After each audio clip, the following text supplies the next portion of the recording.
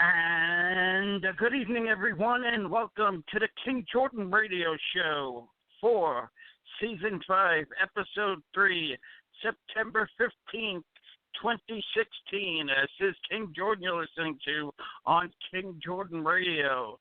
Today we have an awesome guest. He goes by the name of Scott Ross. He is a private investigator. He worked on such cases as Michael Jackson, Chris Brown, Robert Blake, Scott Peterson, Winona Ryder, Nicole Richie, Amanda Bynes, Greg Anderson, Dennis Rodman. The list goes on and on. And let me bring him into the program. Scott, how are you?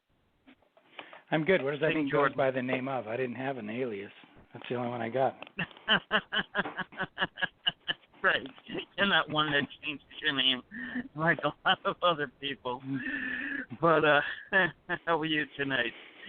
I'm doing good. How are you, Jordan? What's going on? Okay.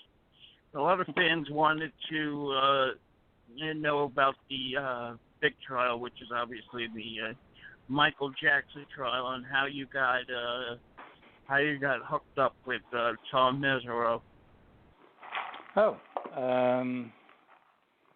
how far back did you want to go? Let's go to 2003. I guess you were working on the Blake case with him. Yeah, actually, what happened was Blake initially, when the murder took place, Blake's entertainment attorney, the first person that he contacted, a gentleman named Barry Felsen, doesn't do criminal law, so Barry Felsen contacted Harlan Braun. Harlan and I have worked together for many, many years. So, in fact, at the time, my office was actually in Harlan's office. So, it's not a matter of somebody going in search of me. It's a matter of, you hire Harlan Braun, you're going to get stuck with me regardless. And ultimately what happened, because Robert being the difficult kind of, high maintenance, look at me, whiny kind of guy that he is, Harlan couldn't deal with him. Harlan couldn't deal with him any longer. And when he told him to go find a new lawyer, he ended up with Tom. Now, I had known Tom before, but I had never worked with him before.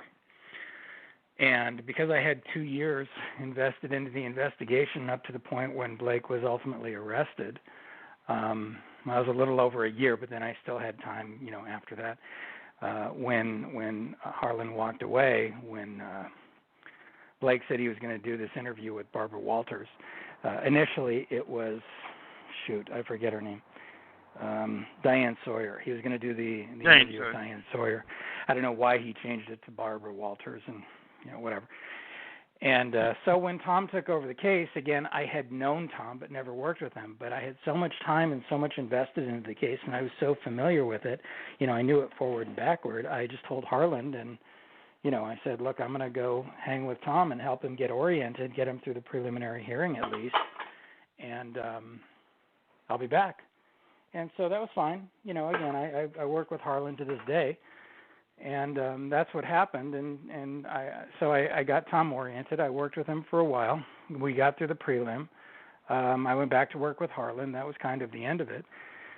And then when Tom got off the case, he got hired on Michael's case. Tom called me up and said, because again, he did such an incredibly amazing job, and I hate to keep saying he because it was Tom and Susan, but they did such an amazing job with Blake getting him bail, which was unheard of. Right. That Tom was really happy. Right? Yeah. It's a special circumstance murder case, and in the state of California, special circumstance cases, you're not entitled to bail. It's that simple. And in Robert's case, Blake was no sweetheart, if you will. Well, are you talking about personally to deal with, or the case itself? But the case itself was very complicated. In our eyes, our position, Blake's case was a typical whodunit. It wasn't what the LAPD had portrayed it to be. But when all is said and done, the short version is that when Tom got smart and got rid of Blake like Harlan, and got hired on Jackson. That's when Tom called me up and asked me to come work with him on Jackson. And that's the story. So what year was it that you were with the Team Jackson and Mesereau? I remember, I don't know specifically when Tom was hired. When did the trial start? Wasn't it sometime in February? 05, the trial started, yeah. But there were all the prelims in 04. Yes. Well, there was no preliminary hearing in Michael. Are you talking about Blake or Michael's? Michael. Oh, yeah, because there was no preliminary hearing in Michael's case. In lieu of a preliminary hearing, the district attorney's office can elect to go to what's called a grand jury hearing. And in Michael's case, they indicted him. It's has the same effect, but it's not the same as as filing a criminal complaint, although an indictment is a criminal complaint. So the bottom line is, I think I started working on it. Something tells me it was August. I think it was August of 2000. What was it? 2004, and then the trial actually went February, and then I stayed through the trial. So I was there from like August to end of May of 2005. Yeah, that's right. I did want to point out to the audience that you basically have no dog in the fight in terms of how you felt about Michael. You're not gaining anything. You're not losing anything, and you felt all along, well, at least as you worked through the trial, that Michael was an innocent man. Oh, completely. Is that correct? Yeah, completely innocent. This was not. It's kind of odd. Any criminal defense attorney, and I get I'm not an attorney, but anybody that you talk to will tell you that the hardest thing to do is defend an innocent person, because typically in our society and the way our system works, in spite of what they teach you in school, you're guilty until proven innocent. So when you have somebody that you know is innocent, factually,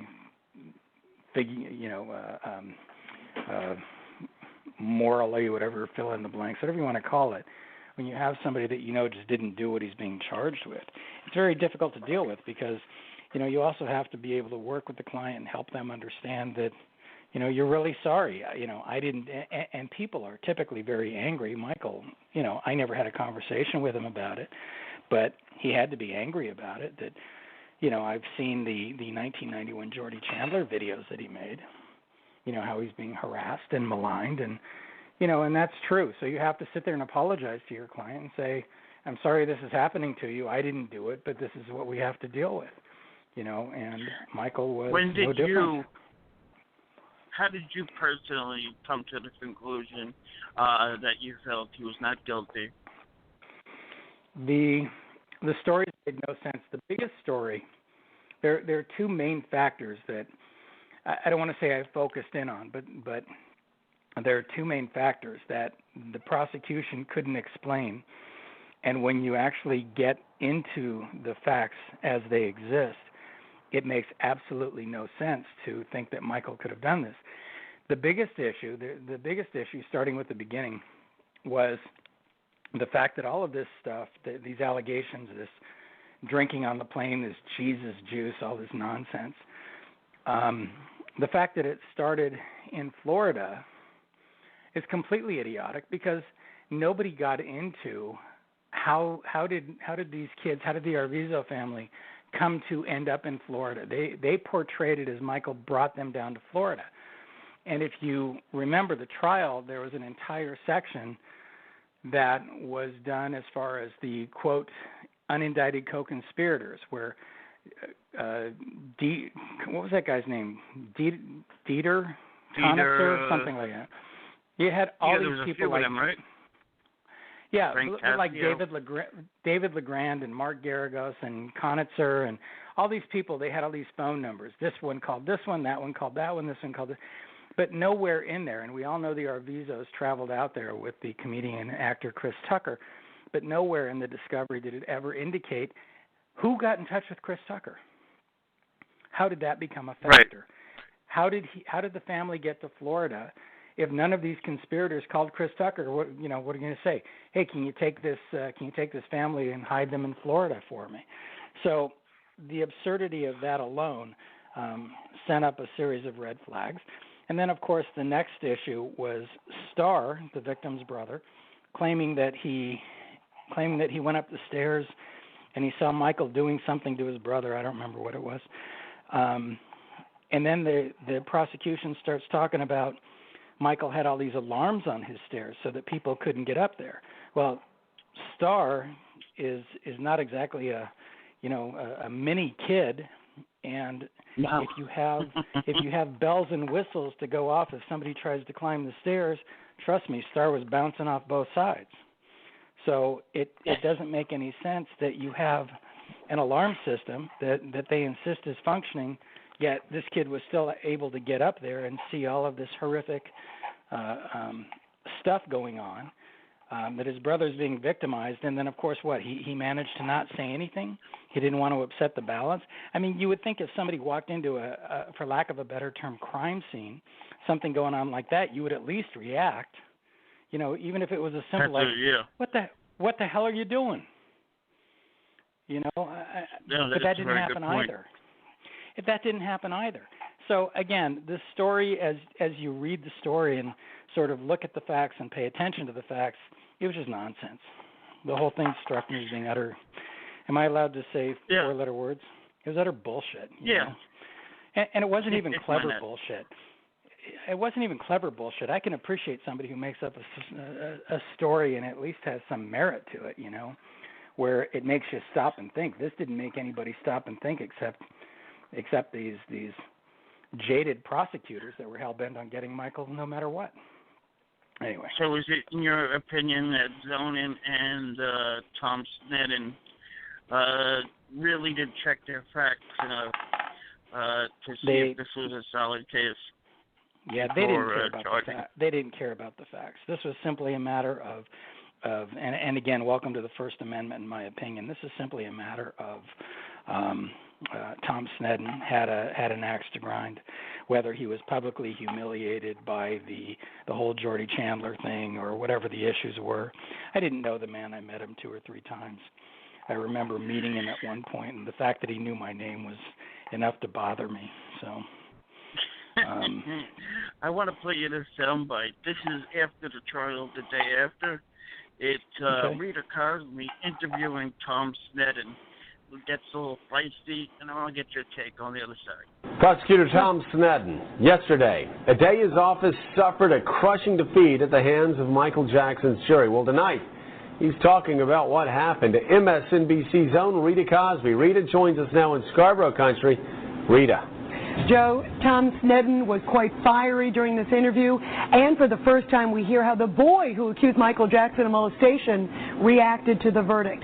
We at MSNBC, in order to protect the boy's privacy, have chosen to remove his name, so you may at times not hear the audio for a brief second during the interview. But what you will hear is a boisterous prosecutor who defends his case through and through. First, I asked the district attorney if he was personally devastated by the jury's decision. We felt that we did the best job that we could, and that's it. I mean, that's our philosophy. You do the best you can, and we're not the judge and we're not the jury. We're the people who put on the case, and we feel that we did a very good job. Well, better than good job, an excellent job. Did you talk to the boy? What was his reaction? He was very discouraged. He was, as you would expect, a young 15-year-old boy who everybody in the world now knows the jury didn't believe what he said, was very discouraged. He couldn't understand it and was down, and I talked to him at length and told him to get his chin up, that he was a very courageous young man and that he had done the right thing. And, that's the whole thing about this is, we did the right thing for the right reason. He did too, and it didn't go our way, but, life goes on, and his life will go on, and it will be a very good life. He's a very courageous young man. What did he say to you specifically? He asked me a couple of times, what happened? Why didn't they believe me? Why didn't, and I tried to explain to him that I couldn't. I couldn't tell him that in our opinion, we believed in him and continue to believe in him, and that I told him that basically this is a chapter of your life that's closed. Close it up and get on and with your life. Go back to school, play your sports, and be a good person, be somebody, and he will, because he's that kind of person. Is there any doubt in your mind after talking to this boy that Michael Jackson did not molest him? There never has been from the very first time I met him. So you believe that Michael Jackson molested this boy, even to this day? Rita, it's just simple. Not only do I believe that, but all the people associated with this case who's had an opportunity to be with, to hear, to interact with. This is not Tom Sneddon. This decision to go forward with this case was a decision that was made by a team of people, a number of lawyers beyond myself, and there isn't a person involved in that decision that in any way, shape, or form has ever wavered in their belief that was telling the truth. And you believe that to this day? Of course. The jury, though, another team, 8 women, 4 men, said no way. They said the evidence wasn't there. That's what they said, and I don't quarrel with juries. But you're asking me what my belief is, and my belief has not wavered, and it will not waver ever in that regard. And that's why we have juries instead of having prosecutors make those decisions. Is it possible, though, sir, that this boy and this mother, who have lied before in other cases like the J.C. Penney case, totally fooled you guys and they were lying again? No, and then that's a misrepresentation of what happened in J.C. Penney's. How so? Because even it sounds like she had exaggerated some things before. Well, all right. Exaggerating is not the same thing as being a liar. And what a mother does and says is different from what a child says or does. And you were asking me specifically about, and I don't think that if the mother had even done something wrong, that you visit the sins of the mother on the son. If you have real belief and integrity of what the young child was telling you. So I think that this tendency to kind of mesh these things together as if one's dependent on the other, I think is probably a fallacy which a lot of people have bought into, perhaps even the jury. But like I said, I'm not quibbling with the jury's verdict. You're asking me my personal opinion, and I'm telling you that there isn't a person associated with the prosecution of this case that has ever wavered in their belief in. What do you say to people who say that you personally had a personal vendetta against Michael Jackson, you were driven by it, that you spent all this taxpayer money, hundreds, of search warrants, tons of time, and it was a waste of taxpayers' money because the jury sort of laughed it off? Rita, first of all, there weren't 100 search warrants in this case. Second of all, we didn't spend a ton of money. And third of all, that whole idea of revenge is such nonsense. I say to you folks in the media that really believe that garbage, come down here and check my life. See what I've been doing the last 10 years. I have a family. I have a large family. I have grandkids. I play sports. I work in the community. I volunteer my time. If you think I have given this one passing thought once that case ended in 1993 and 94, you're not in touch with reality. I mean, I had a chance to cost probably $1 million writing a book on that case and turned it down. Will you ever write a book? Will you ever write a book on that? I had chances. Probably not. Probably not. But I had a chance back then to do that. I had a chance to go on TV. I had a chance to be interviewed. I never said one word after that press conference, ever, in 10 years. Now, so, go ahead. It's the truth. Just look at it. It's the truth.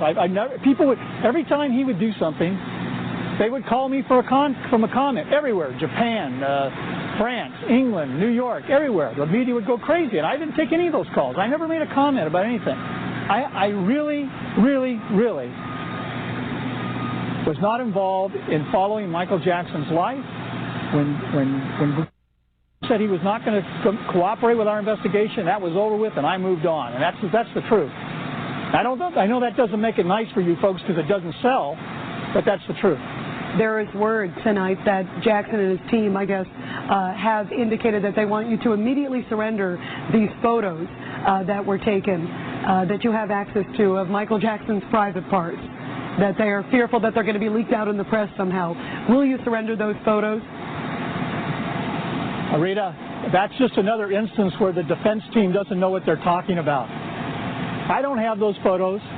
The sheriff's department doesn't have those photos. Nobody can get those photos without a court order.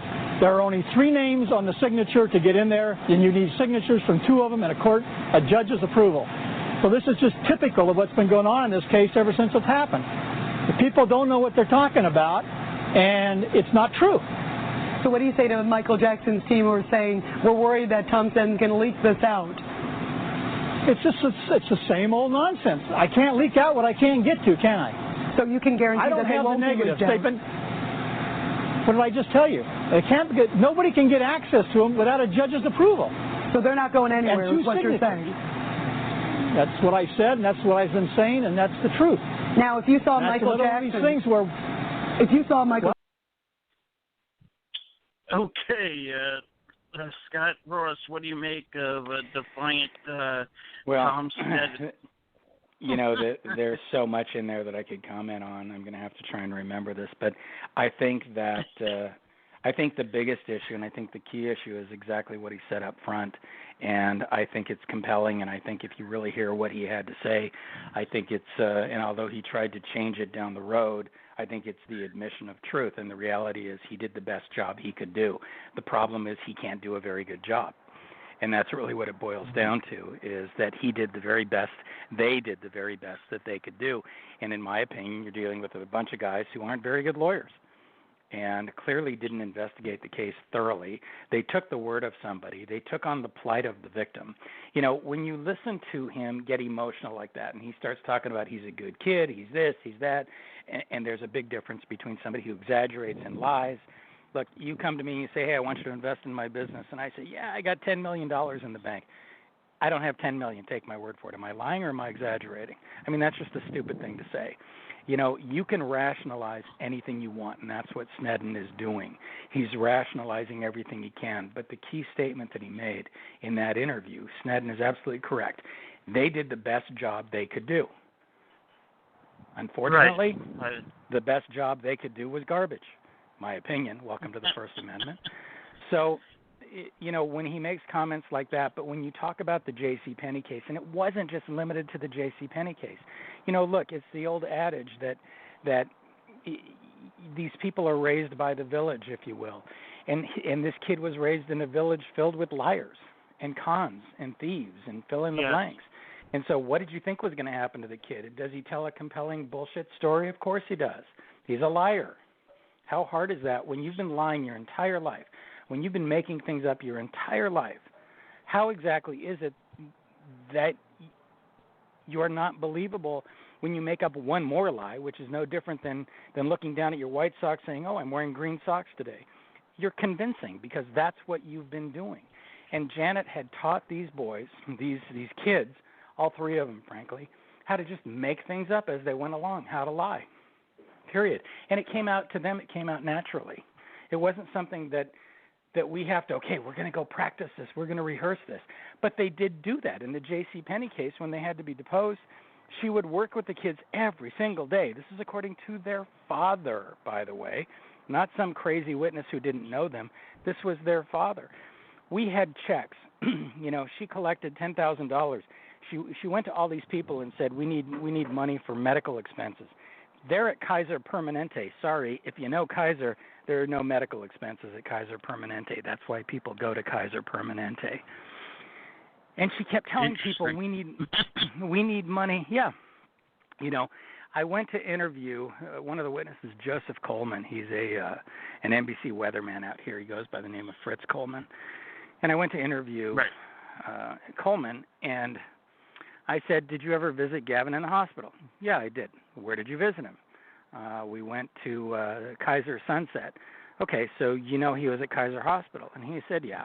And I said, and you participated in the fundraiser to raise money for his medical fees and medical expenses? And he said, yeah, you know, chemotherapy is very expensive. I said, I don't know. I'm sure it is. I said, but didn't you just tell me you went to visit him at Kaiser? Yeah. I said, do you understand how Kaiser works? There was no response. His face turned completely white, like I had just kicked him in the nuts, because all of a sudden the reality kicks in. Oh, yeah, wait a minute. You don't have medical bills from Kaiser. If you walk into Kaiser and you need open heart surgery, you walk out owing them nothing.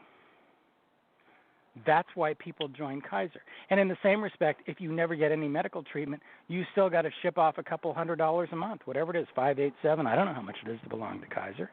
But that's how Kaiser works. They are a self-insured, self-absorbed entity. And when you belong to Kaiser, you go to their doctors, you go to their facilities, and they pay your bills. There are no bills. Anyway, point being is you can't qualify this as an exaggeration. These kids blatantly lied. And when we got the checks, Louise Polanker, who is now ironically Ron Zonen's wife, I believe, Louise Polanker, who is a wannabe comedian, frustrated producer, whatever the hell she is, I don't know. But she's a very wealthy woman. And she wrote checks according to Louise, because we subpoenaed the checks. We had copies of them. They were put into an account, and she got 2 checks for $10,000 each. She, being Janet Arvizo, got 2 checks for $10,000 each because she said that David stole the first $10,000. Her ex-husband stole the first $10,000. We have both checks. Both checks went into a bank account that only Janet Arvizo and her mother had access to. The money was still there when we got the statements. It wasn't stolen. This was an ongoing thing with these people. It was just one lie after another, after another, after another. And so the fact that they fooled somebody like Sneddon, who already had, and for Sneddon to say that he didn't have an agenda, first of all, he probably told the truth. He didn't sit there and deal with it all day. The guy was the DA. He had, 2,000 underlings to do whatever he wanted? Yeah, he's not sitting there dealing with it. He got really angry, if you noticed, when she started asking him those types of questions.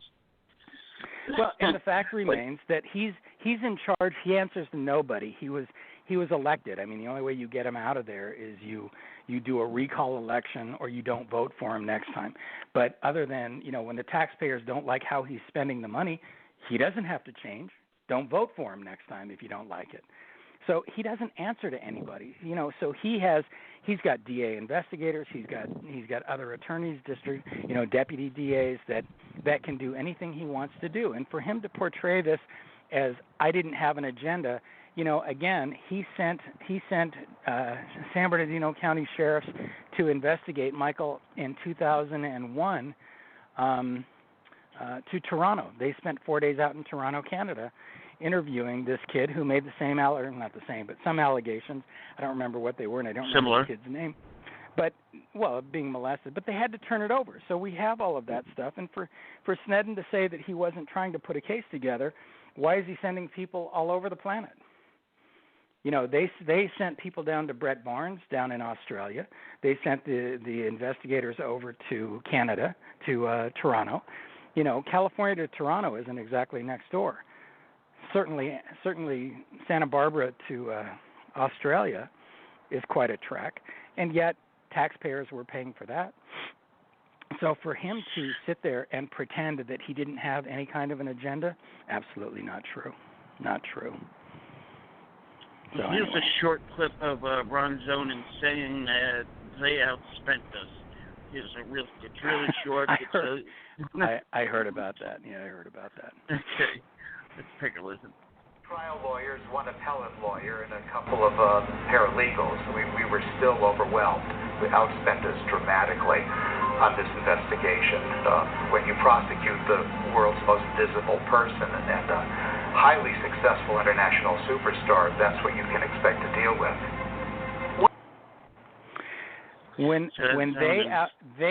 When they outspent us, I love it. You got to love it. Because he said in this investigation process, correct me if I'm wrong, 70 police officers served a search warrant. They were there for 12 to 15 hours. The Santa Barbara Sheriff's Department belongs to a multitude of unions, and they have overtime, and they have hourly, and they have blah, blah, blah, whatever. If you think that I made as much money as 70 investigators, trust me, you and I would not be having this conversation because you wouldn't be able to find me. I would not be here working every day. So for them to say that we outspent them, we were so short on money. And, again, the governments have the luxury of what's called deficit spending.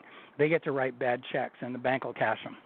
We don't have that luxury. If we don't have the money, if I write a bad check, nobody's going to cash it. In fact, they're going to send it to the DA for prosecution. I had to put, I forget the exact, but we put almost $50,000 on my personal credit cards to get people over here. They were flying people.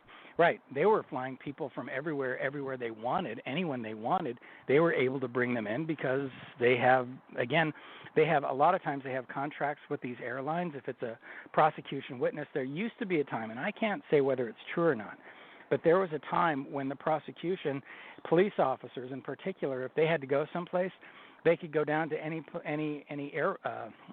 airport. And if they signed some documents indicating it's police business, it was $50 for an airline ticket. Wow. Period. Wow. I have no idea. You had to get these witnesses. Your team had to get the witnesses. We had to get put them up in a hotel. Correct. Again, I know somebody said something about Macaulay Culkin, and I can say this for the 93rd time. Macaulay Culkin was always going to testify. That was never, ever an issue. The problem we had with Macaulay Culkin is he wanted to testify with his attorney present. The problem we had was getting into the schedule of his attorney to be able to get him out here because he was in New York. Macaulay was in Los Angeles. Plain and simple. He was always here. There was never a problem. From day one when we contacted him, he was like, yeah, sure, whatever. But I want my attorney. So the reason that he didn't go first, the reason that there was sort of a delay, if you will, is that we had to get his attorney in here from New York, and of course that meant flying him in, putting him up in a hotel, getting him a rental car, and then getting him up here from Los Angeles, getting him up to Santa Maria. It's not exactly next door. It's about 160, 70 miles. So, easily, you can fly up to you can fly to Santa Maria, but thank God he was being reasonable, and he said, no, I'll drive up, because those tickets are even more expensive to fly into Santa Maria. Oh, so for them to say that we outspent them, yeah, that's just insane. That's borderline insane. That's laughable, right? And if Zonin wanted to see how much money we spent, I would be happy to work with Susan and Tom to sit down and figure out what exactly that we spent, as long as they're willing to turn over the documents and show us what they spent. And speaking you want to of talk Susan, about abortion? You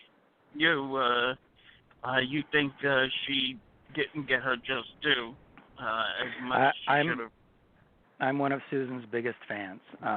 She had that file organized and orchestrated, and you're talking about hundreds of thousands of documents that she had prepared, organized, ready to roll for Tom. She knew exactly where everything was. She filed motion after motion after motion. She's an amazing writer as far as writing motions.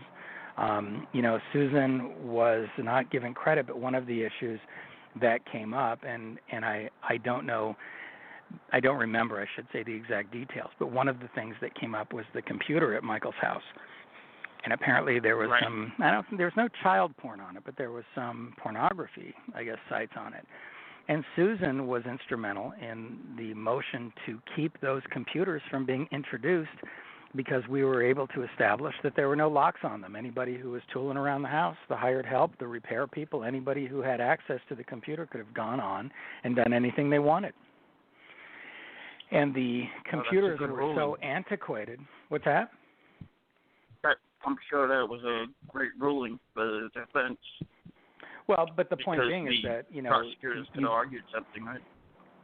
Well, and they did. They fought it tooth and nail because they thought that was another piece of evidence that they wanted to get introduced.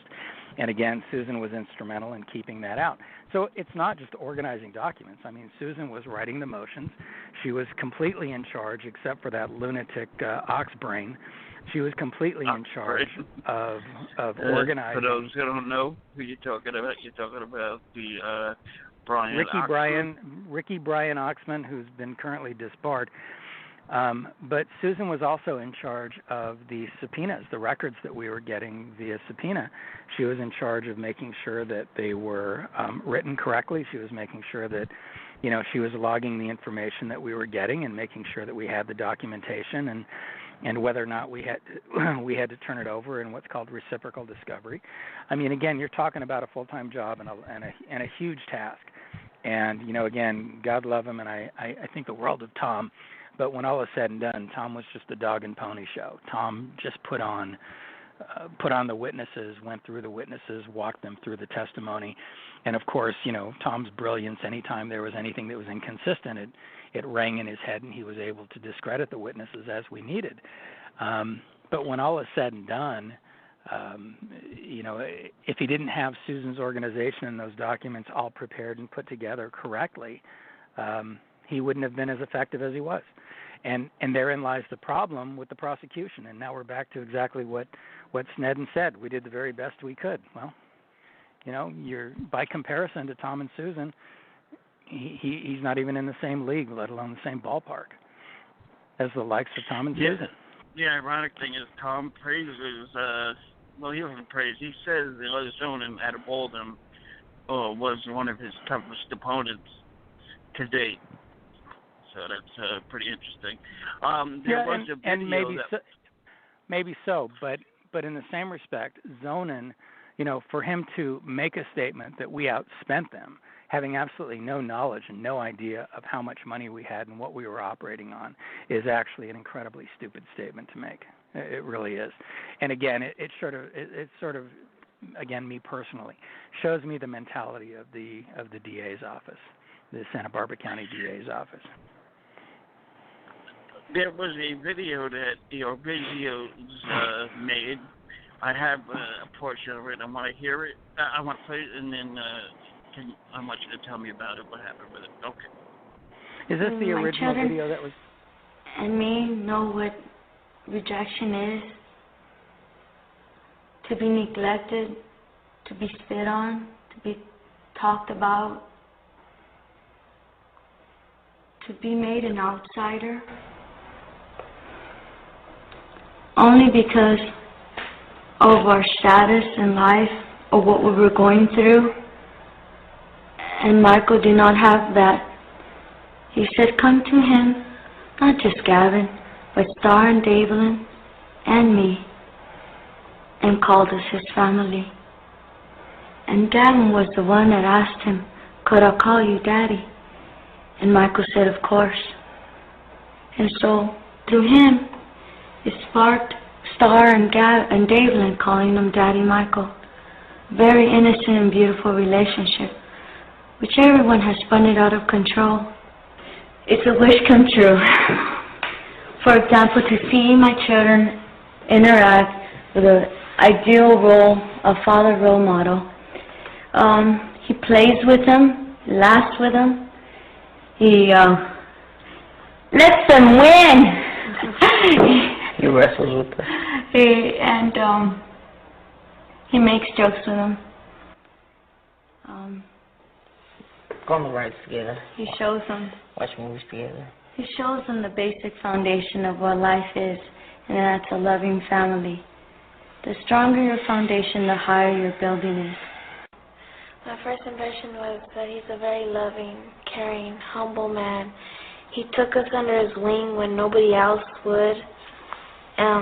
He didn't turn us away like all the people were doing. And he gave my brother the extra little spark he needed in his mind, because my brother was to the point where he couldn't even move. He couldn't even talk. And he gave my little brother so much. Okay, Scott Ross, this was played in open court. And that was the mother and the kid, the accuser, and what could you tell me about this video that was entered into court? Well, again, this is typical of Janet's nonsense. David Arvizo, in fact, it's funny, I get all this credit that I don't really think that, short of common sense, that I would be entitled to. The reality is that all of a mass amount of the witnesses that we were able to pull up and find was because until I came along, nobody ever bothered to give David Arvizo, the father, the time of day. Nobody went over to talk to David. Nobody went over to show him any respect and ask him what the story was and how did things actually happen and how did things come about. And when all was said and done, I went over to David's house, and when I showed up at his door, he was pretty upset. And his mother asked me to leave, and she said, David doesn't want to talk to you and that he wants to talk to Michael first, and he wants to, talk to Mesereau first, Mr. Mesereau first. And I said, none of that's going to happen. And I said, I'm the first line that you're going to have to deal with, and if you have something to say, and if you want to either help your son or help Michael, whatever you choose to do, you need to talk to me. I said, just listen to what I have to say. Just listen to where the case is going. It was about 12 o'clock. I said, I'll take you to lunch. Where would you like to go? You don't have to say a word. I'll explain what's going on, what we're doing, and then you can deal with it, talk about it however you choose. But I said, number one, I'm not in a position to pick up the phone and call Michael and say, hey, get on the phone, buddy. I want you to talk. I don't have that relationship with him. I never did, never. So when I got David to sort of hear that and hear about that, we did. We went over to a restaurant. We sat and literally we were there for almost 3 hours. In fact, I think the tip was larger than the actual bill because I felt so bad for this woman that we were taking up her table for so long. And the reality is David is a really good father. He was a very hands-on father. He was always there. David's parents were always there. When Gavin was in the hospital being treated for, by the way, he was treated for what's called a Wilms, W-I-L-M-S tumor. It wasn't the disaster that they made it out to be, but that's a separate issue. But he did have a tumor. He was treated for cancer. But the reality is that David was a hands-on father. David went and rented an apartment so that he could be near the hospital. He went to the hospital every day to spend every single day with his son. Janet was there maybe once a week, by the way. She did not go there every day. Really. In fact, when we got the medical records, as you review the medical records, they even note, the patient's father is here today. And we went through that. Again, I went through and read the discovery, and we found that. And the bottom line is Janet would show up maybe once a week. So the thing of it is, when I hear them talking about how they didn't have this family and they didn't have this and they didn't have that, that's just utter nonsense. David's family was always there. Her mother was there. Her mother, as I told you earlier, was on her bank accounts. They did have this family structure. They did have this family support. To pretend that didn't happen is just absolutely ridiculous. And this, he needed a father influence. David was a father influence. And David pled out to a domestic violence that she set him up for. David never hit this woman, wouldn't hit a woman. And unfortunately, sometimes when you don't have a whole lot of money and you don't have the ability to fight it, again, back to what I said before, like with Michael, you're guilty until proven innocent. And when David, who had no criminal history whatsoever, was given an opportunity to walk away, do some anger management, he just pled out to whatever as long as he didn't have to go to jail. Because the other thing you have to remember is David was the only one working. He works for a grocery store in the warehouse. He was in the shipping warehouse for a large grocery chain. And he was the only one working, and that's why, because being a Teamster, because of his union, he had health insurance. What did he have? Kaiser. So again, he provided for his family. He was a good father. He was a good person. I personally really liked David. And I sort of was never happy about the fact that Tom unfortunately did what he had to do, but kind of laid him out during the trial and talked about, him, the domestic violence and whatever else. And that's why Tom didn't want to call David as a witness. And I personally think that David would have made a really good witness, but I get why he didn't call him. So, when I hear her talking about all of this nonsense, that's why we brought in Arlene Kennedy. That's why we brought in Vernee Watson, because these kids had been trained at a very young, early age to run up to these people and say, we love you, we love you, we love you. They did it to George Lopez. They did it to Jay Leno. They did it to Chris Tucker. We love you. You're our favorite, whatever, fill in the blank. If they saw, what's his name, Emerald walking around, we love you, you're our favorite chef. If they saw, to the celebrity, and right, love you, that was it. She wanted, she had her kids. She had her kids in tap dancing. She had them in acting lessons. She had them in this comedy camp. She did everything that she could. She wanted her kids to be celebrities. She wanted them to be in the entertainment industry. Janet was going to school, and she was studying police science. She was studying criminology, same thing that I did. And she knew the ins and outs. One of the things you learn are kind of the ins and outs and how the system works and how laws work and what have you. And so she knew that if she accused David of domestic violence, that he'd get picked up on a, post, what's his name, O.J. Simpson. You get arrested automatically. So, again, Janet, I'm sure, did whatever she did to herself and called 911. She knew how to deal with things. She knew how to get what she wanted and manipulate and control people. Who sits down and fills out a 30-page application for welfare where it clearly says, have you settled any lawsuits? Do you have any lawsuits? Do you have any assets? When 2 weeks earlier she bought a brand new Taurus out of the case, that the money that she got, $150,000 that she got from JCPenney's. And she just blatantly lied about it. And that's why she was ultimately prosecuted. I don't know if you know, I assume you know that, but she was prosecuted for fraud after Michael's case. She was prosecuted? Absolutely. She served time or... No, she pled out. She took a deal.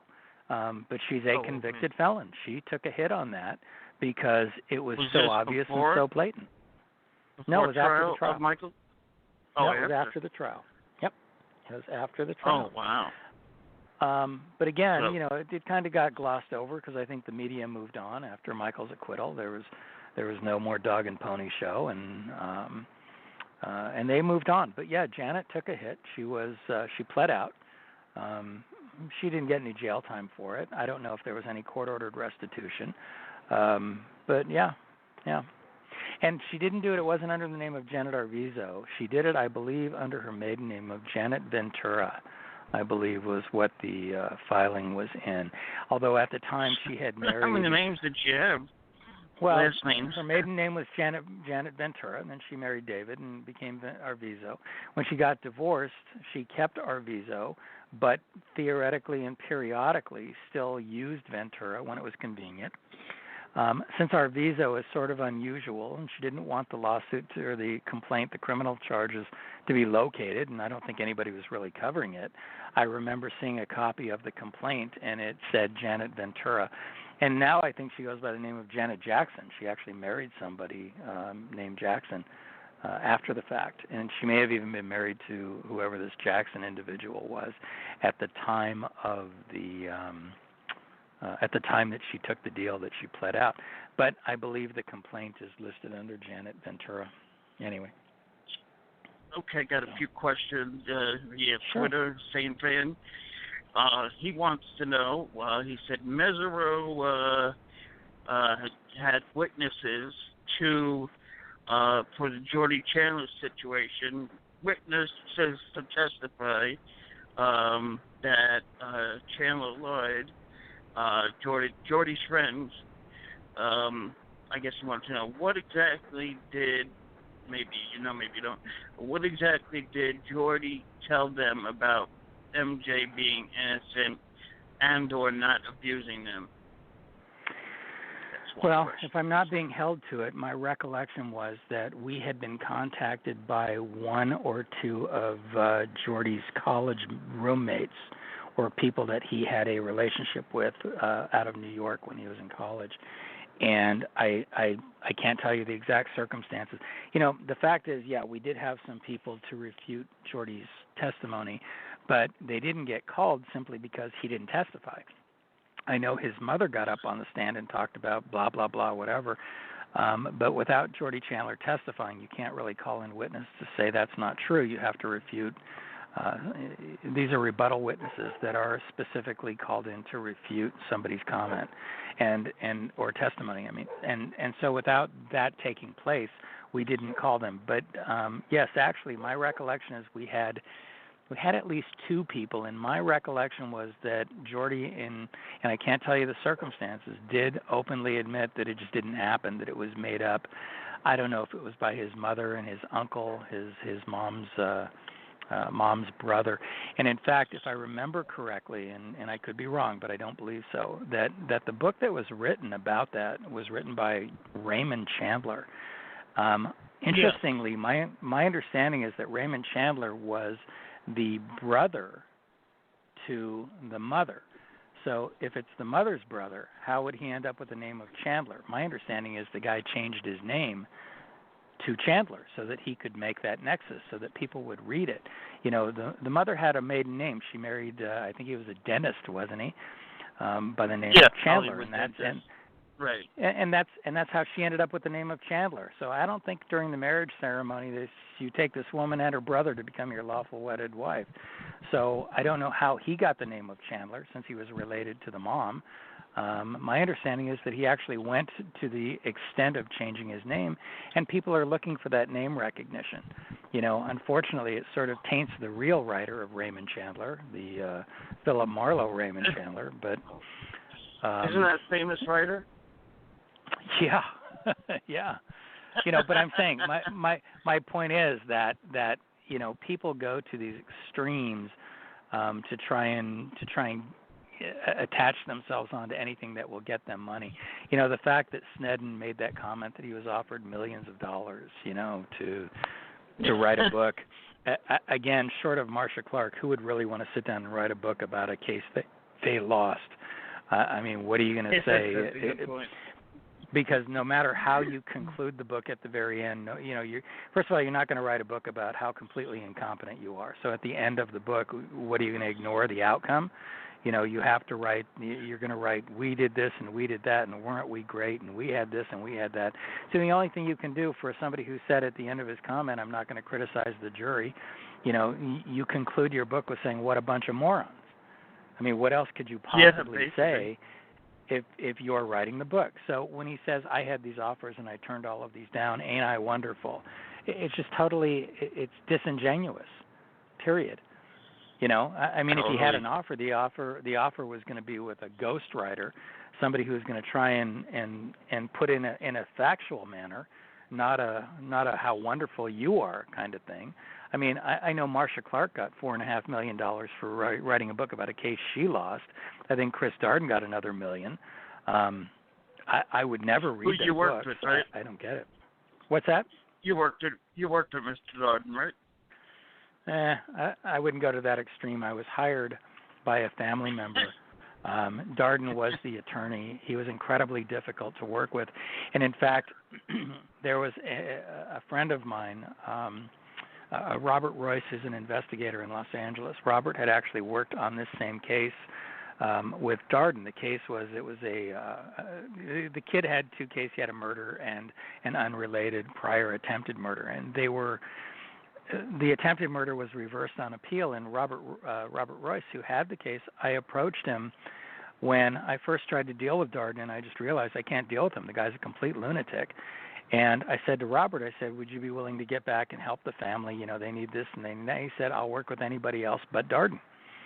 And, you know, Darden, my conversation with him got so out of control that I literally had to say to him, I don't know who you think you are. You know, you're not this wonderful attorney that you think you are. You have name recognition simply because you lost a case. Period. You know, yeah. And again, so I didn't actually work with him. I mean, I had to jump through a series of hoops, which I did for this kid. And by the way, I never got paid a single dime for trying to help this kid out.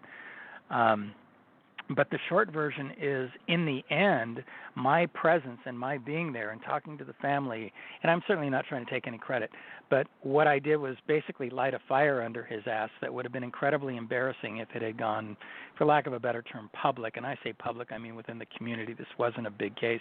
But Darden was able to get the attempted murder that was reversed. Darden did get it dismissed, to his credit. I'll give him that much. And I think the other case, the murder case, I think he actually was able to work out some kind of a deal where this kid took a deal for like 6 or 7 years, which, of course, is better than life without possibility of parole. So I'll give Darden that much, but when all is said and done, like I said, he's incredibly difficult to deal with from an investigator standpoint, and I wouldn't even take his phone call today. So, I didn't really work with him. I mean, again, I see him around the courthouse. He's got whatever issues he's got, and God love him, he's welcome to him. I don't need the nonsense. So, but anyway. Yes. Got some more questions from the Twitter person. Huh? Do you think it is possible that the entire rebuttal video by the Arvizo's family released, a short snippet was released years ago, but many Michael Jackson fans are interested in watching the entire video, which is almost an hour long? So I guess, in essence, do you think that video, I don't think you know the answer, if that video would ever be released to the public? It's downstairs in my office. Oh, you have it? Yeah, I didn't know anybody had any interest in it. I didn't know it was a big deal. I didn't know it was an hour long either. I have it. Yeah, I have it. Okay. I have it. I've had it for do years. You regret sitting down the there. fact that wait, back up. Let me respond to that question. Is that ever going to be released? Probably not, because it's not something that, who would I release it to, number one, and number two, it's been sitting there since how many years? 11, 12 years now. 11 nobody's years. Ever said nobody said anything up. about it. Well, nobody said anything about it, but I maintain on certain cases, and not just celebrity cases, but cases that interest me, I maintain the discovery. So I still have all of the Michael Jackson discovery. I still have all of the videos, the document. Well, I don't have the documents per se. I have the CDs. I have electronic versions of it. The search warrants, the photographs, the whole 9 yards. I believe I have everything, lock, stock, and barrel. But as far as the original recording of the Arvizo's, I actually have that cassette. I think it's one of those Super 8 millimeter cassette things that they used to have back then. Looks like a mini VHS. Oh, okay. Yeah, I actually physically have that. Now, is it ever going to be released? Probably not. I don't know. No. I never thought about it, and probably not. It's just going to sit there. I have no idea what will ever come of it, but wow, it's funny. That's I totally true. forgot about that, but I have that. Yeah. Okay. Yeah. Next question is, do you regret the fact that the trial was not televised? Can you imagine how the media coverage would have been in the trial? Would have been if the trial was televised. The media had to tell the truth in OJ because everything was televised and everyone got to see OJ try on those gloves, i.e. Mark Furman pleaded the fifth, things like that. When asked about his prior use of the N-word, and the public formed their opinion based on the facts of the case. This person writes in. Well, wasn't it televised on the E channel by those schmucks wearing the white wig for Tom and all the other things that they had? Oh, yes. I thought they were reading the transcripts of the day. Like a parody of it, yeah, but it wasn't the same, I don't think. Well, I never actually heard it. We were too busy laughing, so I never actually heard anything that was said. No, I don't regret that the cameras were in there. I think when you put cameras in front of a witness like that, I'm sorry, I think it just makes them, it's the, what was that, who was the knucklehead that, OJ's roommate, what was that guy, Kato Kalin? He got up there and he started making stupid jokes. He had this kind of bizarro laugh, and, again, he all of a sudden decided that this was 15 minutes. Yeah, Kato Kalin. He decided that this was going to be his 15 minutes, so he would get up there and make himself some kind of a comedian. And now he's God knows what he's doing. But the reality is, no, you can't do that. Interestingly enough, and I know it's totally off topic. Who is that actor, Paul Hogan? Paul Hogan got his start making a quote comedian of himself on some kind of an Australian game show. And I think truly that's what Kato Kaelin's intention was. And I believe that when you get these types of cases that are on television, when they air them, I don't think there's anything funny about Conrad Murray's case. But again, you see people change. Witnesses that I have known or interviewed, as soon as they get themselves in front of a camera, I mean, they become completely different people. Completely different people. Look at even Robert Blake's prelim that Tom did. Yes. That was televised, and I'm sorry, it just changes people's personalities, and a lot of the detectives that were up there, I know and I have known, and I could even see the difference in their personalities. They were trying to have one, and some of them don't. I'm glad Michael's case wasn't televised. Judge Melville, Tom said actually, Judge Tom Melville said words to the effect that witnesses, whether other witnesses from the prosecution, and compared notes and this and that, and he doesn't think in this particular case, meaning the Michael Jackson trial, that he says in some cases it's okay, but he did feel in this one it would have been okay. And he also pointed that Mark Geragos, who was fired for Michael Jackson's thing there, he wanted the cameras there.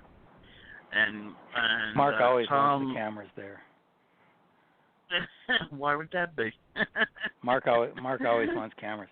If Mark could figure out a way to put him in the bathroom, he would have cameras. Trust me. Mark likes cameras. Period. Mark likes being in front of the camera. After the case was over, I don't know if you know this, but after the case ended, Mark contacted me and said he wasn't going to be using Brad Miller anymore, and would I come down and take a look at some files he needed some work done on. And I sort of made an off-the-cuff comment to him. I said it would be cheaper to hire me. He had this stack of files, and he did. I was there for 6 years, and so I was with Mark for 6 years, and it was fine for a while, but it got very old very fast. And Mark likes being on television. Every time there was an opportunity to go on CNN and make a comment or mix it up with Nancy Disgrace, he was all over that like a cheap suit. That was at least entertaining because she's such an idiot. But Mark likes the camera, plain and simple, and he would like to have had cameras in front of with Winona Ryder, but Eldon Fox wasn't going to tolerate it, and so it is what it is. Mark likes cameras, plain and simple. Tom is there to do a job, and and that's the difference. I think that's the difference. Mark likes the attention. Tom just wanted to do his job. They showed on the biography channel that Michael Jackson put out a statement, I need a lawyer who, this is my life, basically essentially saying I need someone who's going to concentrate on me. And, when you get these cases, when you get involved in these big cases, Harlan Braun used to say that all of these people developed a disease called big case-itis. And when you get involved in some of these cases, I was getting calls from investigators that were asking if they could be involved, if they could help me, and I said, we don't have any money. And they said, well, I'd do it for free. My response was, I wouldn't. Why would you? I'm not working for free. I mean, why in God's name would you stop what you're doing? Don't you have bills to pay? I can't take a picture out of the Santa Barbara Press or whatever the newspaper was.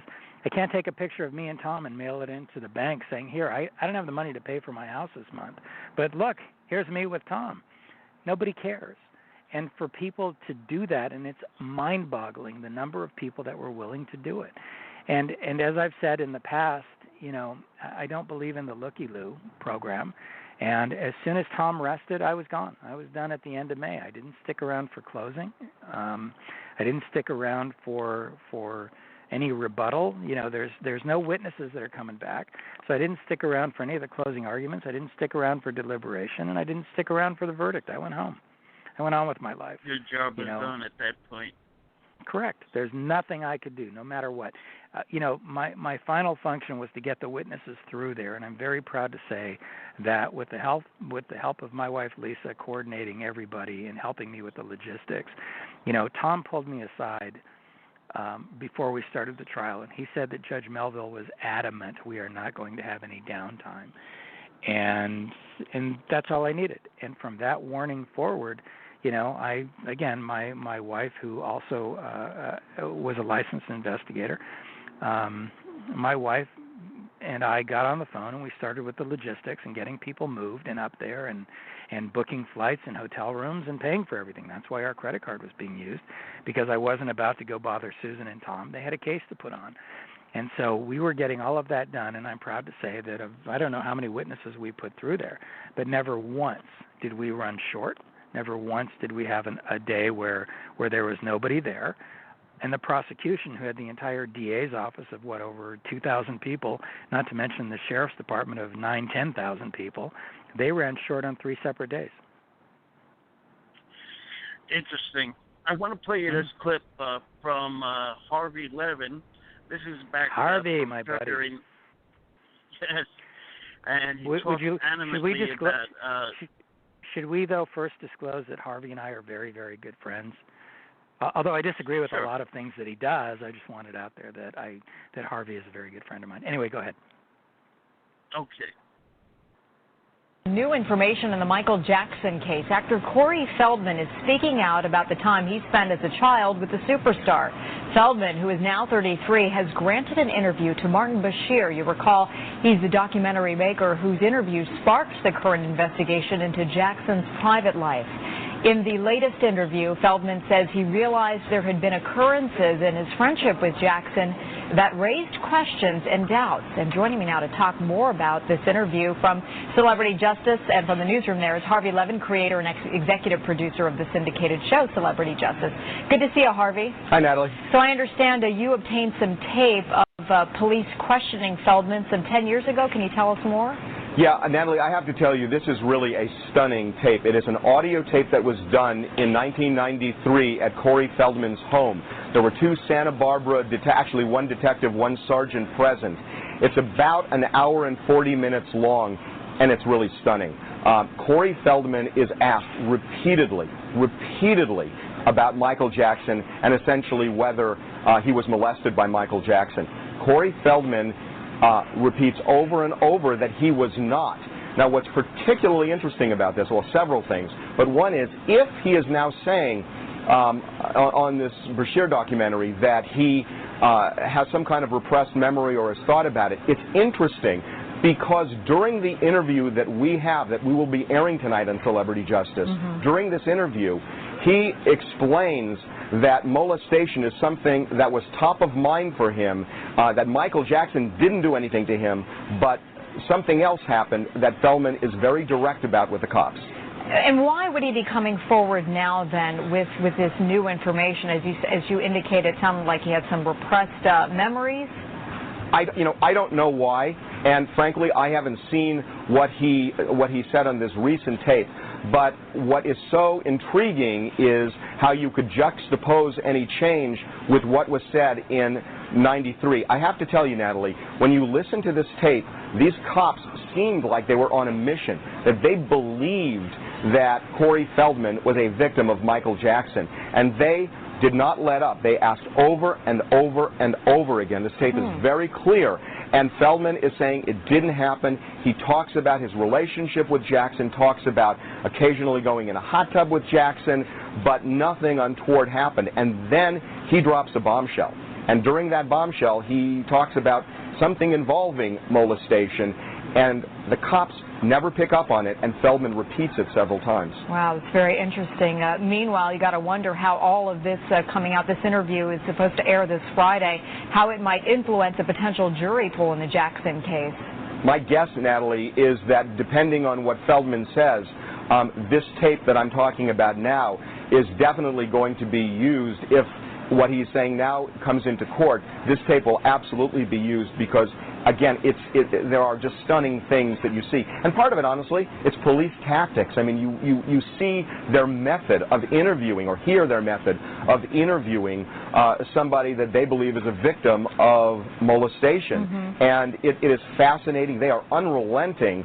And, you know, during this tape that we have, and he talks about, Corey Feldman talks a lot about other stars who were at Neverland and how kids were vying for Michael Jackson's attention and the way Jackson interacted with certain stars. And the cops are asking about other stars, believing that maybe Feldman knows something about them with respect to what Michael Jackson did or didn't do. So it's really a revealing look. Oh, that's interesting as well that you mentioned he talks about other stars in this tape. Do you expect that police now may be following on that level as well, perhaps seeking to interview some of those other celebrities named? We know that's going on. We know that the cops have actually been going, it hasn't let up, that they are looking for other people, that they believe that there are other stars who are childhood stars who know things that they're not talking about, and we know that that hunt has been going on for a while now, and this tape again reinforces it's something that they didn't just start believing a year ago, they've believed it for a decade. What was Feldman's relationship with Jackson some 10 years ago? He was really close to him. Again, when you listen to the tape, I mean, they were extremely close.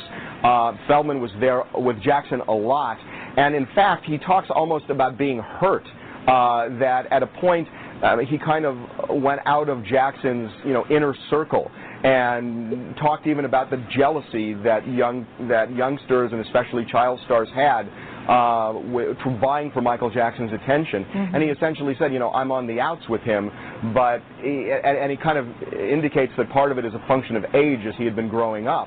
So, you know, he talks about a very close relationship, a playful relationship, you know, Jackson throwing a bathing suit at him saying, let's go in the hot tub, kind of slapping him, but he says that's as far as it went. All right. Celebrity Justice's Harvey Levin. Of course, I will be watching your program. Thanks so much for joining us. My pleasure, Natalie.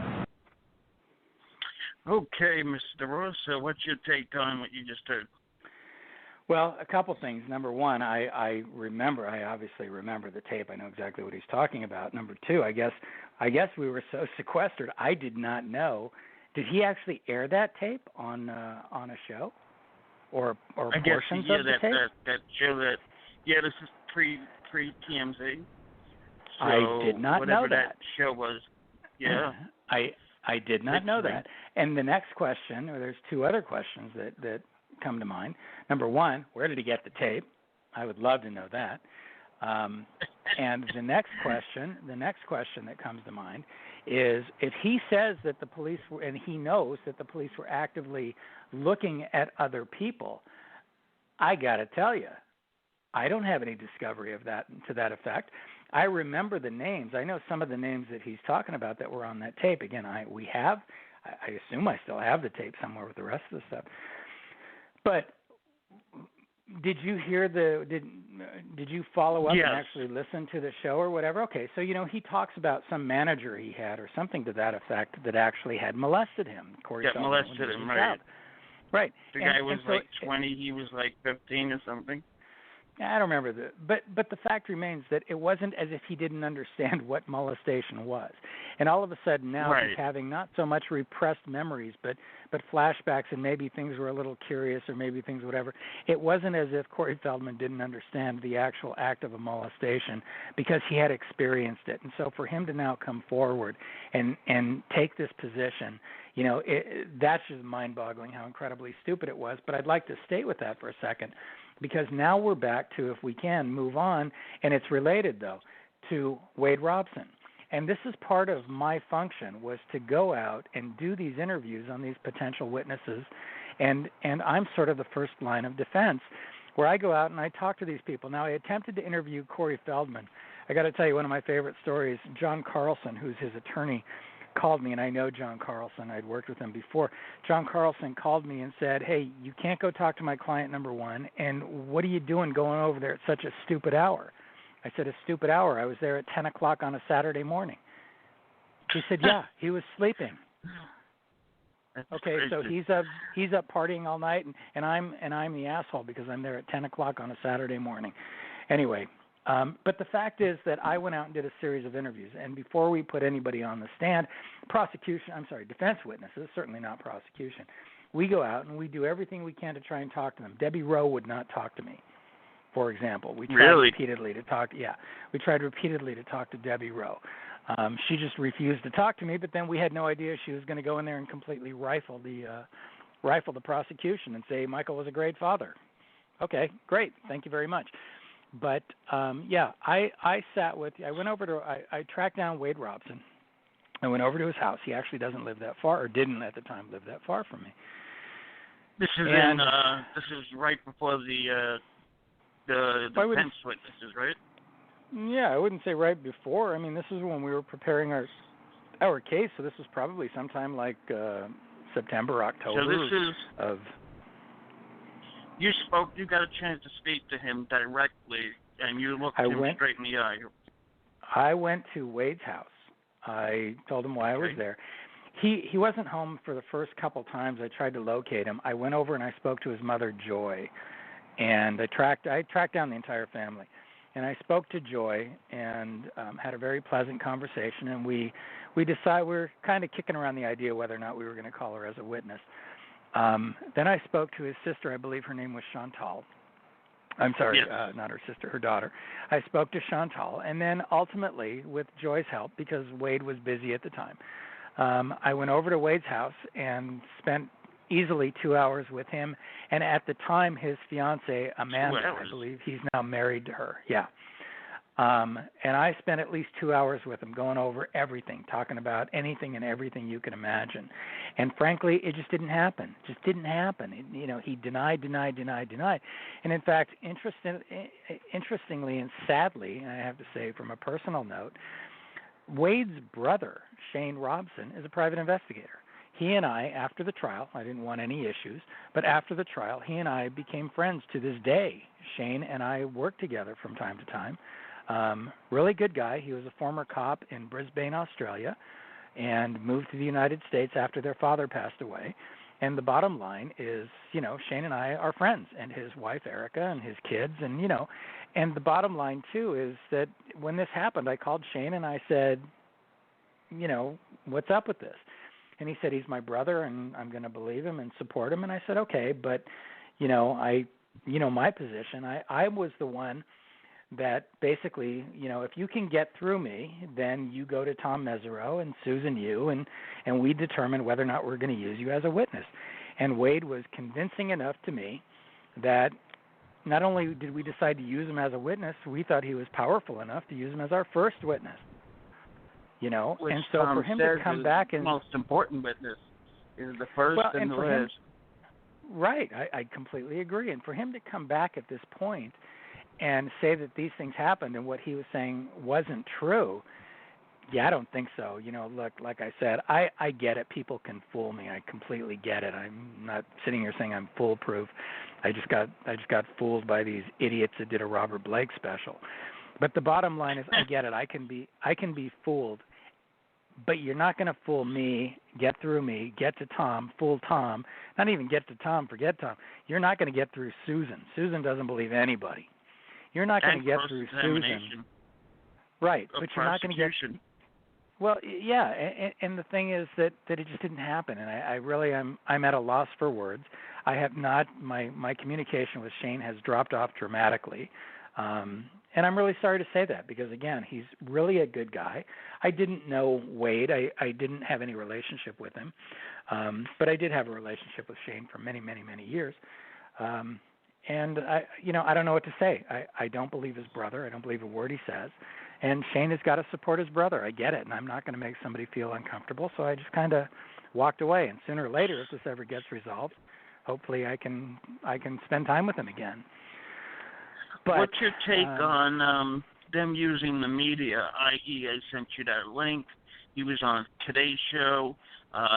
He talked to Radio Online, all these things to get to the media. What's your take on that? I don't understand it. I mean, again, what's the point of it? What are you trying to establish? What are you trying to say? You're keeping your name alive. You're keeping your name in the media. This is one of those, like I said a long time ago, look at me, look at me, look at me. I don't get it. If this is truly about damages, then deal with your damages. Go heal yourself. But going publicly on television, if any of it is actually true, where's the healing therapy for that? What are you trying to accomplish? This is that typical. I can't tell you again how many cases I've been involved in where the media will call me, or they'll call witnesses, or they'll take our witnesses or people before or even after a trial. And somebody like Good Morning America will call and they offer, we'll fly you first class to New York, we'll put you up in this hotel, we'll bring you down here by limo. Or I've even been interviewed in Burbank where they said, hey, we'll send a limo to pick you up. Like I care about a limo. I can drive myself to Burbank. But a lot of people don't look at it that way. It's their 15 minutes. And Wade Robson is being flown from wherever he lives. He's being flown to New York so he can do this. And he's traveling first class, and he's being put up in some fancy hotel. It's a free vacation. Good for him. But I just don't understand what he hopes to accomplish. For the life of me, and again, I don't do civils, I don't really understand why analysts say that getting this on TV makes the estate look bad, so maybe they'll just pay out, and get it over with. Maybe that's one of the ideas. Yeah, I was in San Francisco yesterday with Tom, and we were talking about this when you sent me that link. And and again, I'm not fully aware of everything, but my understanding is that as for the estate, that it was dismissed. There is no cause of action against the estate. So now I guess they've come up with these new allegations. Yeah, I think there was a different attorney now. Yeah, there's new allegations, right? I have no idea. But now there's these new allegations because they're trying to incorporate the Michael's companies, the actual corporations. Now the corporations totally are enabled to be. Well, again, now it's about recovery. Now it's about money. If you can get something out there, going on Matt Lauer again is just about the attention, and it's like Robert Blake doing the what's her name, the Barbara Walters thing. Harlan specifically told him, you can't do television. It's about 12 people who are going to be chosen from the area of Van Nuys. Nobody cares what the people in Florida think about you. So, but Robert had an agenda to get his story out there, thinking that he could taint the jury pool, or thinking that he could all of a sudden make people like him, like Robert would ever be likable. It was always about just getting the attention. Robert was all about getting attention, and I don't know Wade, and I can just say that this has got to just be about getting attention. I think it's sad and pathetic, but I don't buy for 1 second that Michael ever did anything to anybody. I don't buy it. Michael and my experience. Let me put this out there. You have no stake in this. You're not really a Michael Jackson. You don't know him. You're not like a fan. You didn't even say around for the verdict. Right. So and in fact, when well, yeah. And again, I never once pretended, nor do I pretend that we had any kind of relationship or we were friends. Again, I represented Conrad Murray. What does that tell you? And I took a lot of heat for that.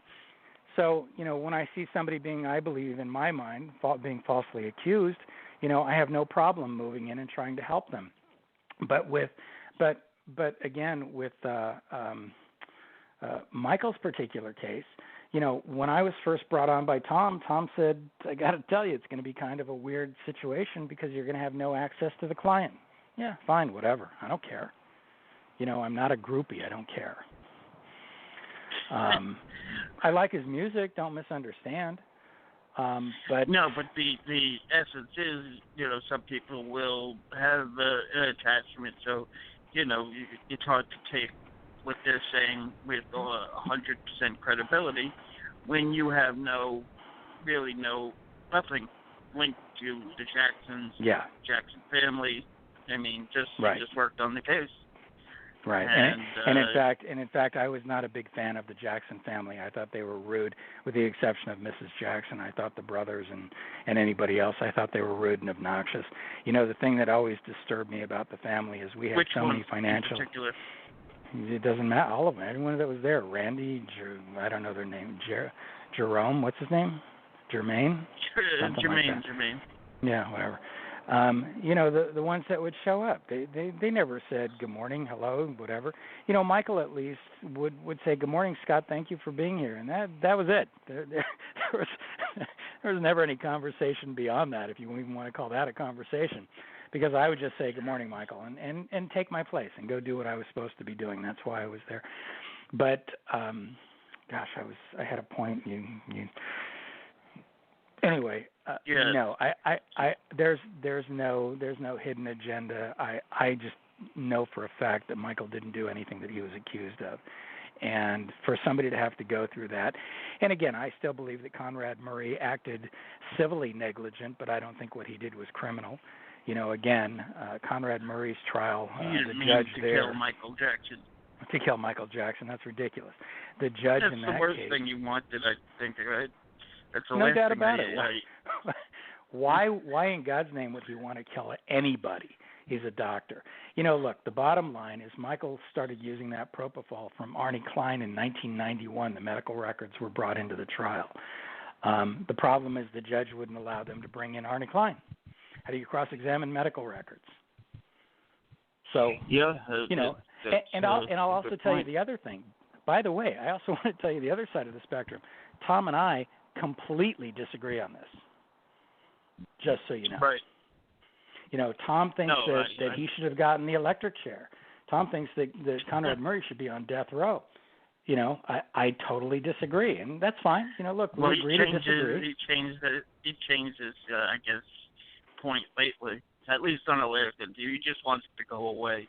And, with the book, he's not so crazy. He just wrote a book, Murray, that is.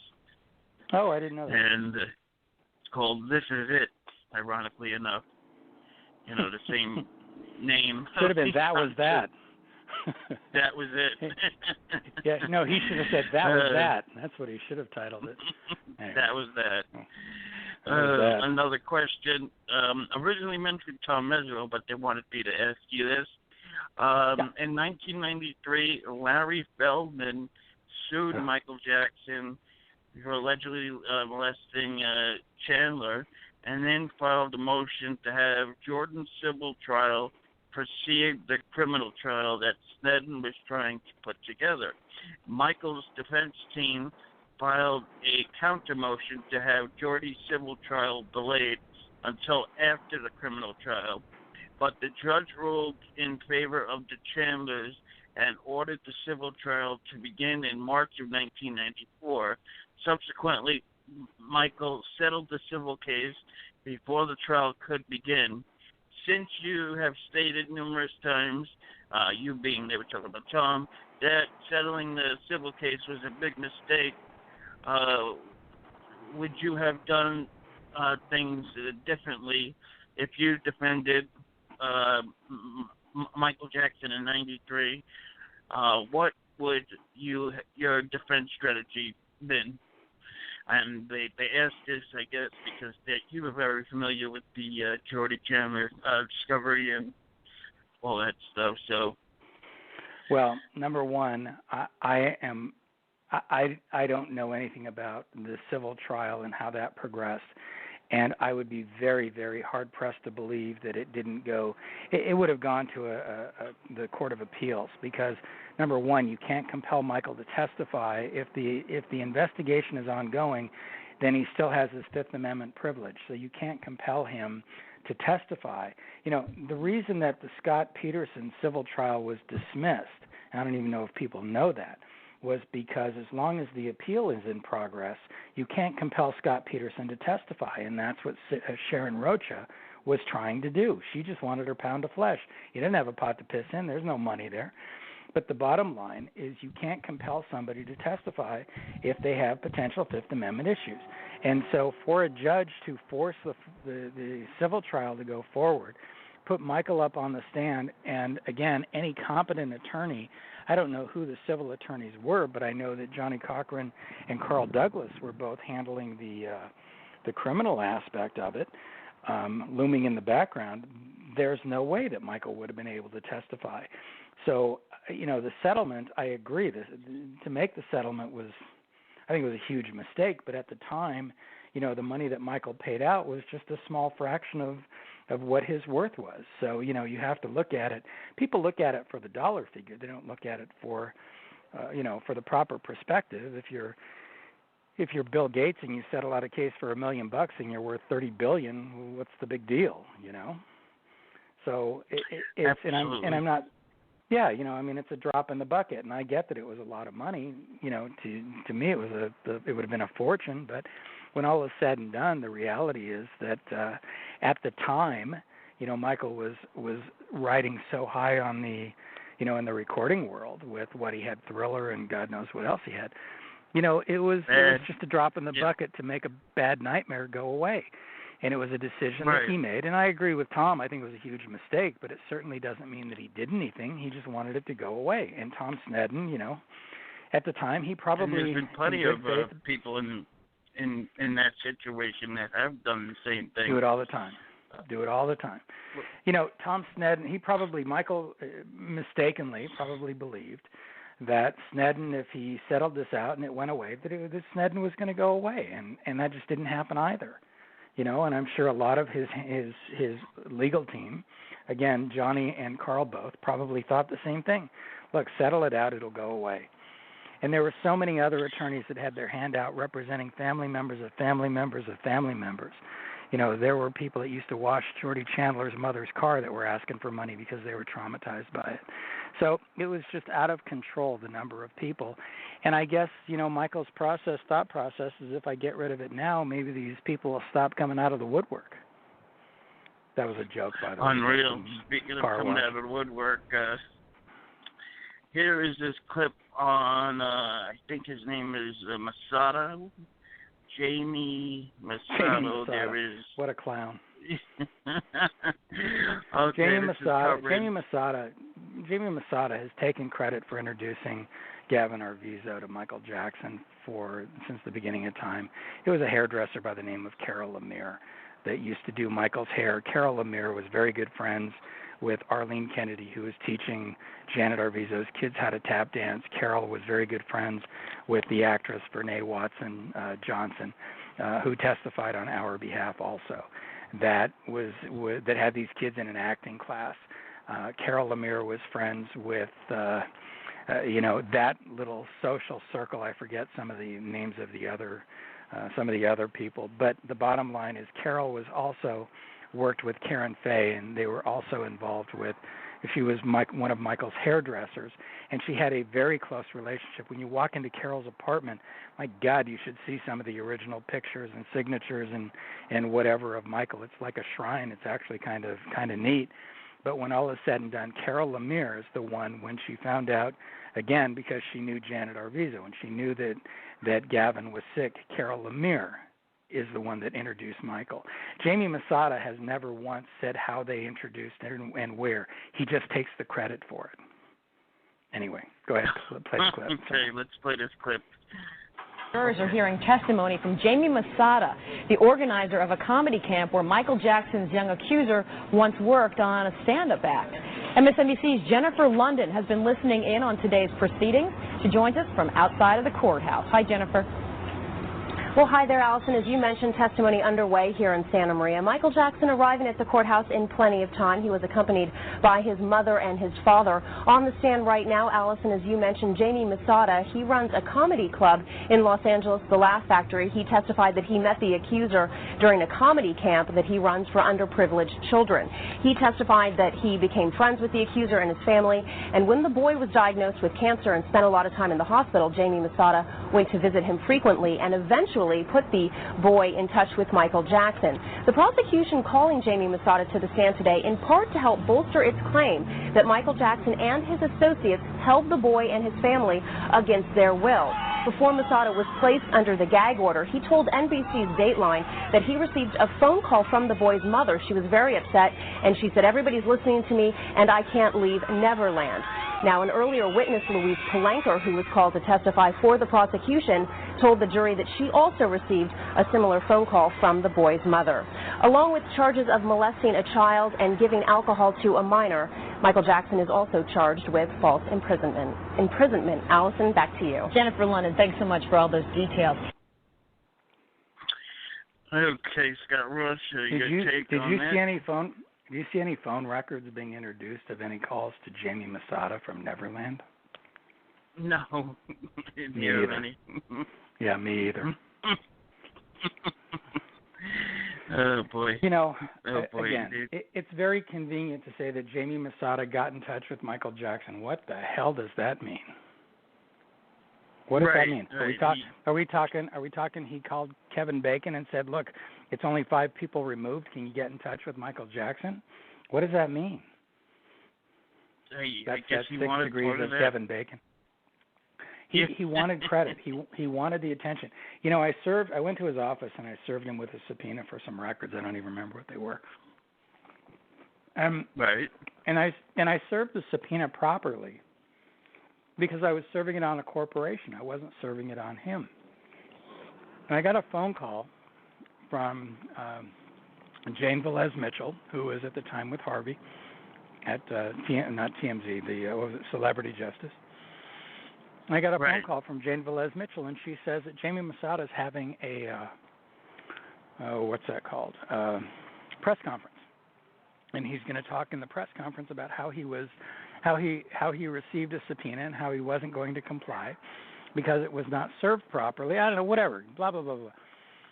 And so I called a friend of mine who at the time was a producer with CBS News, a girl named Abra Potkin, and I called Abra. And I didn't really know how these press conferences work because I don't go to them. And I said, can I be your representative? Can I go down there and, for CBS? And she said, yeah, knock yourself out.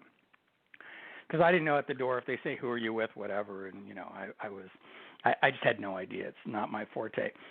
So I went in there and I saw Jane and she saw me and she kind of laughed and said, what are you doing here? I said, keep your cameras running. Don't shut them off. So I sat there, and they went through this idiot press conference.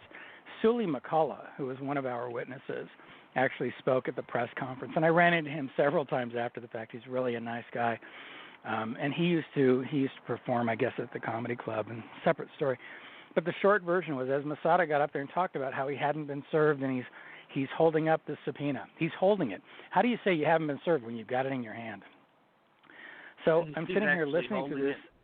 Oh, yeah, I'm sitting here listening to this knucklehead talk about how he hasn't been served properly. And I asked a few questions to Sully McCullough. And as soon as this press conference was done, like I said, I told Jane, and Jane's cameraman, I think his name was Hugh, I said, just keep the camera running. Don't shut it off. And as soon as he was done with his little idiotic press conference, I walked up and I said, now you've been served properly. Have another press conference. And I handed him the subpoena, and I left. Oh, my. So, the whole thing, people were behaving badly because it was getting so much media attention. It was just, if you had gone in there and served Jamie Masada with a subpoena for anything else, you wanted his electric bill, they would have complied. They didn't care. It wasn't anything that was that big of a deal, to the point that I don't even remember what we were looking for. But wasn't the bottom it line hard to work with Leno and the other comedian? George Lopez. George Lopez? Yeah, but in the big picture, they ultimately helped us. Leno, when I tried to communicate with him, when we tried to get in touch with him, Leno initially said, and through his attorney, I didn't talk to him, said that he didn't know who these people were. He wasn't going to, he couldn't help us. I'm sorry, I have no idea what you're talking about. And then I went and told Tom, and then Tom, of course, we got in touch with, what was being said, and we got in touch with Leno's attorney, and of course, unbeknownst to Leno's attorney, we said, well, the problem with your theory that he doesn't know who they are is that when he interviewed with the sheriff's department, they recorded the conversation. Well, of course, at that point, they said, what? And we said, sheriff's department recorded the conversation. They turned it over in discovery. Would you like to hear it? Yes, we would. So we sent it to him. We made a copy and we sent it to him. And in there, it says that Leno said that he remembered when the family came in to talk to him, that he felt like they wanted something, that he felt like they were grifters, on and on and on. He knew exactly who these people were. George Lopez, they stole his wallet. They went to his house. They stole his wallet. Really? George Lopez Yeah, George Lopez. They stole his wallet. Wow. Talked about that. Did he testify I don't know if to they that? were looking for the.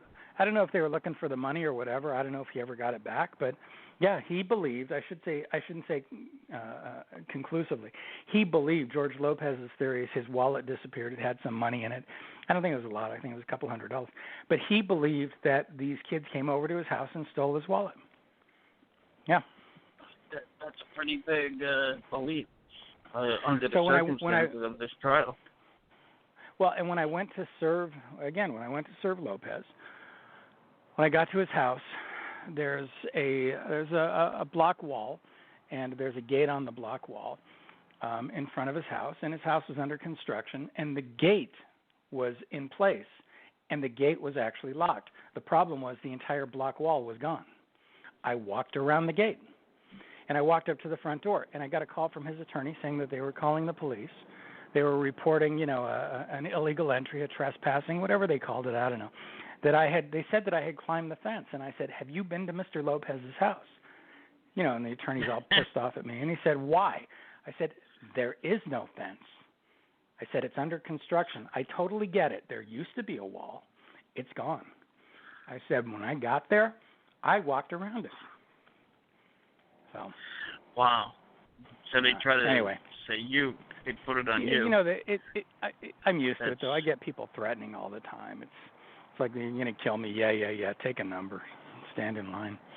I get that nonsense all the time.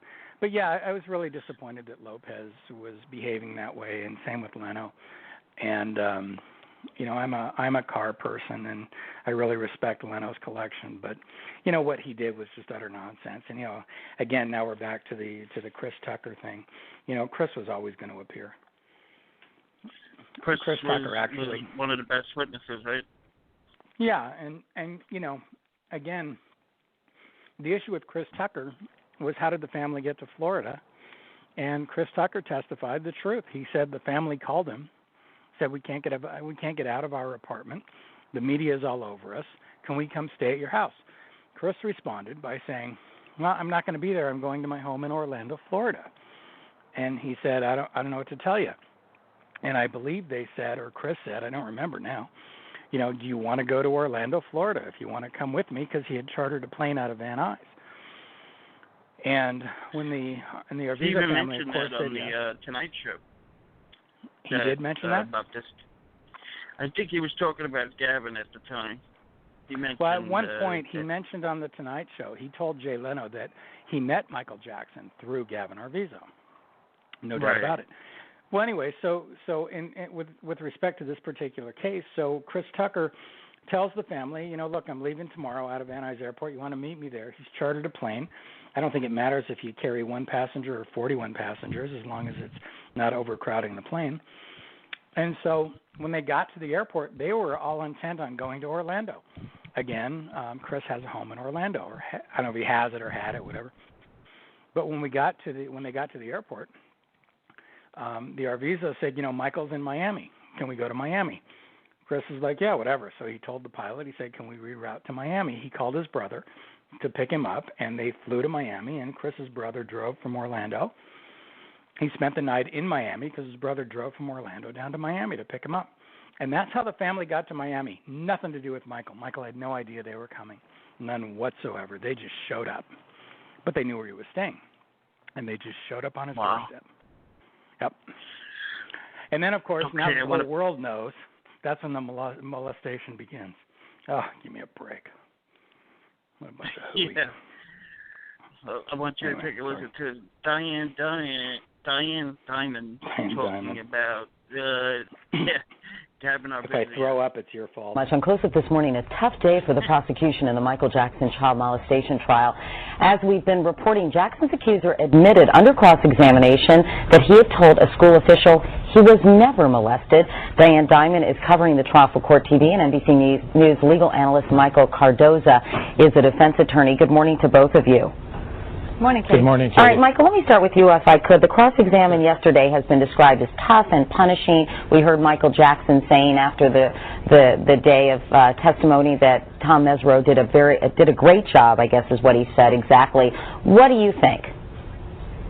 He did do a wonderful job. There were times when it got a little bit redundant, when he got a little bit aggressive, and I'm not sure how the jury will take that because, remember, you got a 15-year-old boy on the stand, and Mesereau did lean on him a couple times, but he did make some awfully good points, and one of them was the dates of the alleged molestation. Remember, Jackson made a rebuttal video. In that rebuttal video, this victim talks in glowing terms about Jackson.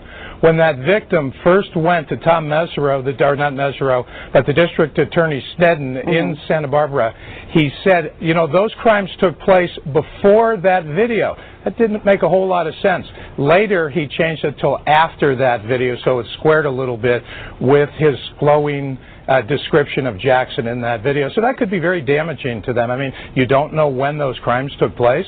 And Diane, they really, the defense attorneys, or Tom Mesereau, is really making a lot of use out of that so-called rebuttal video. But isn't that sort of suspicious, the rebuttal video in and of itself? Well, you know, I think it's pretty clear. The sister, the younger brother, and this boy have all admitted on the stand that they lied on that rebuttal video because, quote, they were told to do so by Michael's associates. So I think the only reason really that now we're seeing the rebuttal video for the third time, Katie, is so that the jury can really get a dose of the mother.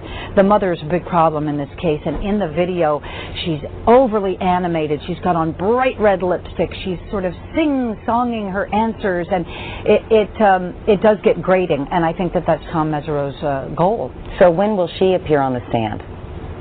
Well, we don't know. I think after the boy, more cross-examination today and direct. He'll probably be done today. I think then there'll be a group of police officers take the stand talking about what they found at Neverland, specifically the porno magazines in the bedroom. And then after that, more corroborating witnesses, maybe the stewardesses, some people from Neverland. And I see the mother coming far down the line. I think this is a conscious decision by the prosecution to separate these children from their mother. Let's talk about, Michael, a little more about these inconsistencies that were raised during the cross-examination. The fact that he was apparently a disruptive student, which did contradict what his sister had said, that his grandmother used sort of the same language to describe what he claimed, or the way he claimed Michael Jackson described certain sort of intimate acts, and that he told a school official that Michael never did molest him.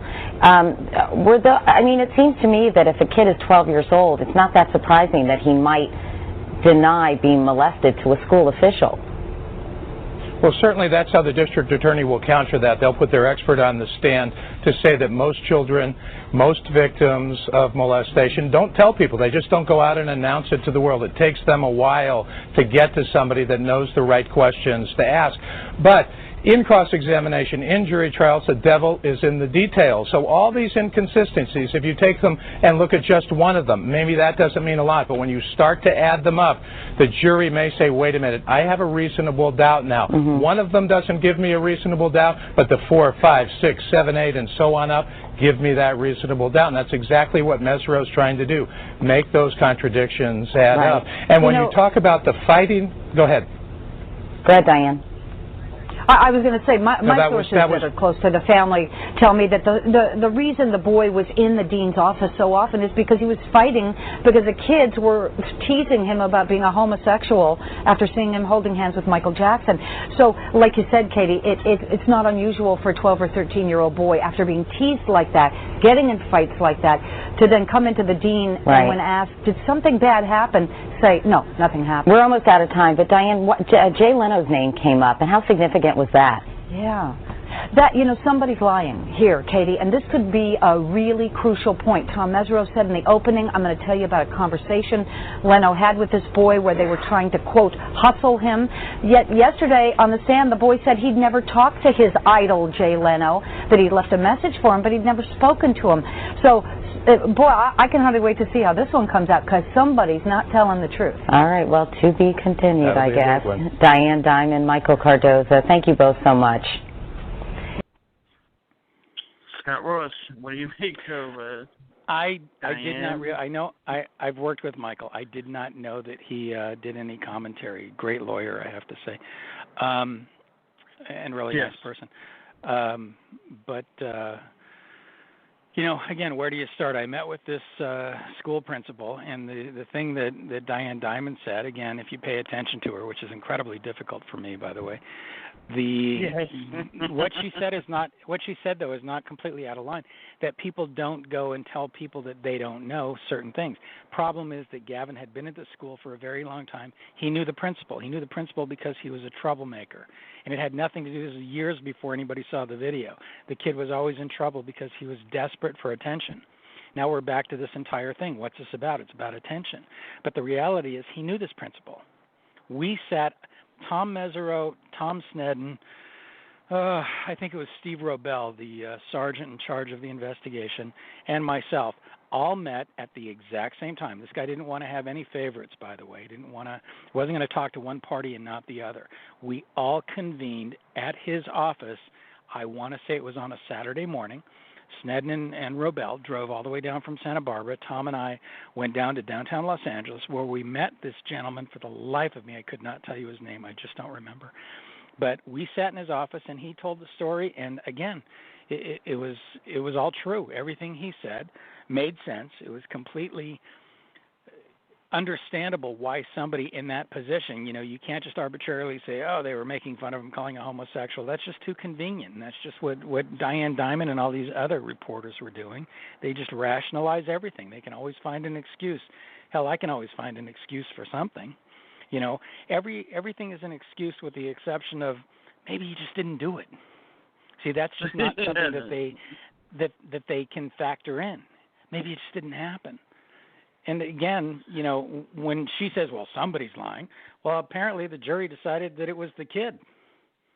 Yes, except for those two infamous jurors that came back and tried to change their stories and said they were hustled. Eleanor And after the trial, they were very vocal about how they made their decision, and all of a sudden they were left without option. They were hustled by all these horrid people that were on the jury. You know, give me a break. Especially they tried to turn it grandma. into a profit. Yeah, they tried to turn it into a profit. They wanted to write a book. Nobody wants to read a book about something that didn't happen. Right. She said, "Don't you snap your fingers at me, lady." Right. To quote right. her. Yeah. You know, and that guy, the other guy, the old guy, I think his name was Raymond Hume or something like that. I don't know why I remember his name. Yeah, but again, you know, he was very vocal, and he said he just didn't believe any of them. You know, but again, once they went back a couple weeks after the fact and tried to get a book deal, and what are you gonna do? You know, I mean, do you want me to sit down and write a story about an earthquake that we didn't have here? You know, I mean, it's just idiotic. You Nobody's familiar with that guy, Stacy Brown? Stacey Brown, why do I remember that name? I think he worked with Michael's publicist from the 90s who passed away. I don't have the name in front of me, but I remember we got some late statements from him. I don't remember. You know, you mentioned earlier you were talking about Larry Feldman. You know, everybody and the judge didn't allow the testimony, I don't believe, but Larry Feldman used to have breakfast at I forget the deli, some famous deli down in Beverly Hills. He would go there in the morning, he'd have breakfast, and one of the people he had breakfast with was Larry King and another guy named Michael Viner. Michael Viner was a book publisher, and Michael Viner, again, contacted us. I met with Michael and had a nice conversation with Michael about Feldman going in there and saying, yeah, Jordy Chandler didn't happen. You know, boy, did I make a lot of money off of that. I don't know if he said that in front of Larry King. I don't remember if he said that in front of Larry King. I don't think that was part of the conversation we had with Larry King. It was, but the conversation Larry heard something, right? Larry did hear something, and the judge wouldn't allow it and said it was all third-party hearsay. But that's right. We did bring Larry King down there for that, and the judge wouldn't allow him to testify. But Michael Viner and Larry King both, or I think they testified, but outside the presence of the jury, if I'm not mistaken. Yes, that's what I remember. But they both came in and said the same thing. They confirmed that Larry Feldman made the whole thing up. Oh, really? And I believe, by the way, that Larry Feldman made the whole thing up and got a ton of money for it. Yeah, you know, good for him. Congratulations. So he was definitely a piece of work. look, I don't know the guy. I don't want to know the guy, but I don't know the Jordy Chandler thing from top to bottom. I know what we received. All I can tell you is that it just didn't happen, and all of these nonsensical allegations, these people that are coming out of the woodwork, again, the Wade Robsons and what was that other guy, whatever his name was, Francia, yeah. Didn't happen. He testified, I think. Yep, he did. Just didn't happen. Just didn't happen. And his mother figured out a way to. His mother, I think, worked at the Neverland. They just figured out a way to. She sold all her stories, right? That maid or something. Yeah, and he got, I think, $1 million. It's just all about how we can scam and con and make a couple dollars. And they bring these people in there, and I'm a pastor for juvenile delinquents, and I teach kids that typically rob stores how to read the Bible or some nonsense, whatever. Woe is me, aren't I a wonderful human being? You're a liar and a thief. Just cop to it, And that's what this was all about. This is all about people taking advantage of a guy like Michael Jackson, plain and simple. Okay, we got a few minutes left. Tell us about some of your. I'm going to ask you like some of your other trials that you worked with. Chris Brown. Can you tell us about that?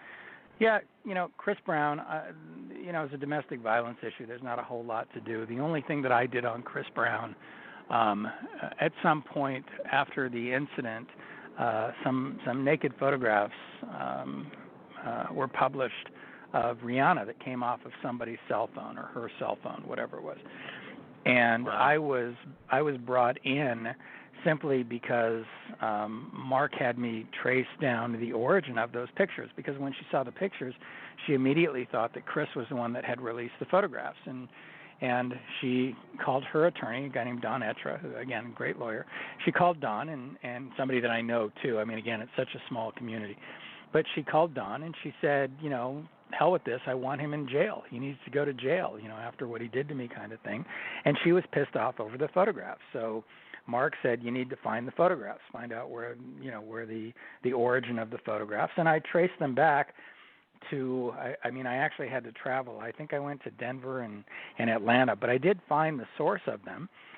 And somebody had hacked into not only her phone, but they had hacked into a gal named Cassie Ventura, no relation whatsoever to Janet.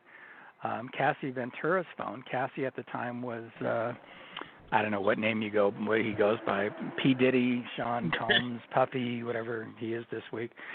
And this same person had gotten a list of phone numbers and had hacked into Cassie's phone and had hacked into Rihanna's phone, and I'm sure several others. And this is the one that posted that got the pictures out there. But in the same respect, I was able to trace them back to December. The incident with Chris and Rihanna took place in February, and we were able to show Don Etra, who ultimately presented it to Rihanna, that those pictures had been put out there for sale from some private psychos back in December before the incident. So that's when she sort of backed down and contacted the DA and said, okay, sorry, never mind, I don't want him to go to jail. So I didn't have a ton of involvement. My involvement only it was a circus. My involvement only surfaced when those pictures surfaced, because again, it's a domestic violence. It's kind of a, he said, she said, and they had photographs. And again, Chris just didn't want to hassle it, even though he was attacked initially. He didn't want to hassle it. You're talking about two kids that were both under the age of 20 that were both under the influence of alcohol. There was marijuana that was found inside the car. And how come all of that stuff magically disappeared? Because the dope was hers, number one. And number two, they were at Clive Davis's house. Is that his name, Clive Davis? They were at some Emmy, Grammy, whatever it is, party. I'm just going to tell the audience we'll be off the air in about 40 seconds, but you can hear a replay, so it'll be archived. So we'll be on for another 35 seconds. So you can keep going. So, but if you want to hear it again, just listen to the replay. But the fact of the matter. The fact of the matter is that all the other charges you have, I don't care who they are, celebrities or otherwise, you still can't be drunk under the age of 21. Again, I've represented people for that in the past, and all of those charges went by the wayside. But that was really the only involvement I had with Chris Brown, was dealing with that particular aspect. Reels Network. Don't watch it. It's utter garbage. What did they get wrong? Well, you know, they did a show on Robert Blake, and they did the same old nonsense. You know, it's incredibly cheesy, and it wasn't the Reels Network. You can't blame the Reels Network. It was a company called Breakthrough Entertainment. They did a show about Robert Blake, and it was absolutely. Yeah, you know, you can't blame the Reels Network. They're just airing what these people create, and so this Breakthrough Entertainment contacted me and said that they were actually going to do a legitimate show about the investigation. And I said, because if you're just going to put another reporter to sit there and spew things out that are not true, you know, I'm not going to participate. And unfortunately, they lied to me because I have the Blake discovery, and if they wanted the photographs or any of the discovery, you know, unfortunately, you have to go through me. And, you know, again, fool me once. They got it, and I gave it to them.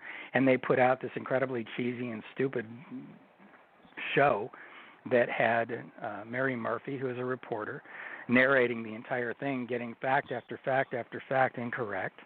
They at some point, they start focusing on these two actors portraying Bonnie and Robert, and they've got them standing in front of the camera, and they're going over and like their faces, like you're supposed to see the hopes and dreams of Bonnie Bakley. Hey, dude, it's not Bonnie Bakley. It's some actress. Let it go. You know, I mean, it's insane that they're doing this. You're thinking, what the hell are they doing? I feel bad for this girl. She's been stereotyped. She's a pretty girl. Bonnie never looked that good in her life.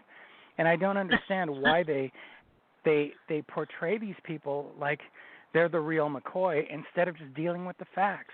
And it's just not about the facts. They had no interest in the facts. That's fine. Do what you want.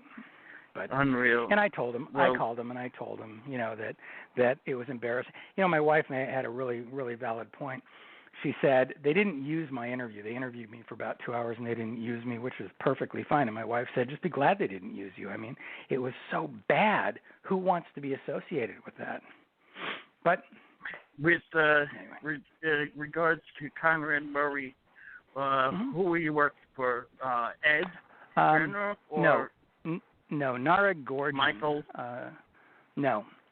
Michael Flanders. No, Nareg Gorgon was the attorney that contacted me. Nareg and I used to work together over at Garagos. He left and went out on his own. Nareg does criminal defense.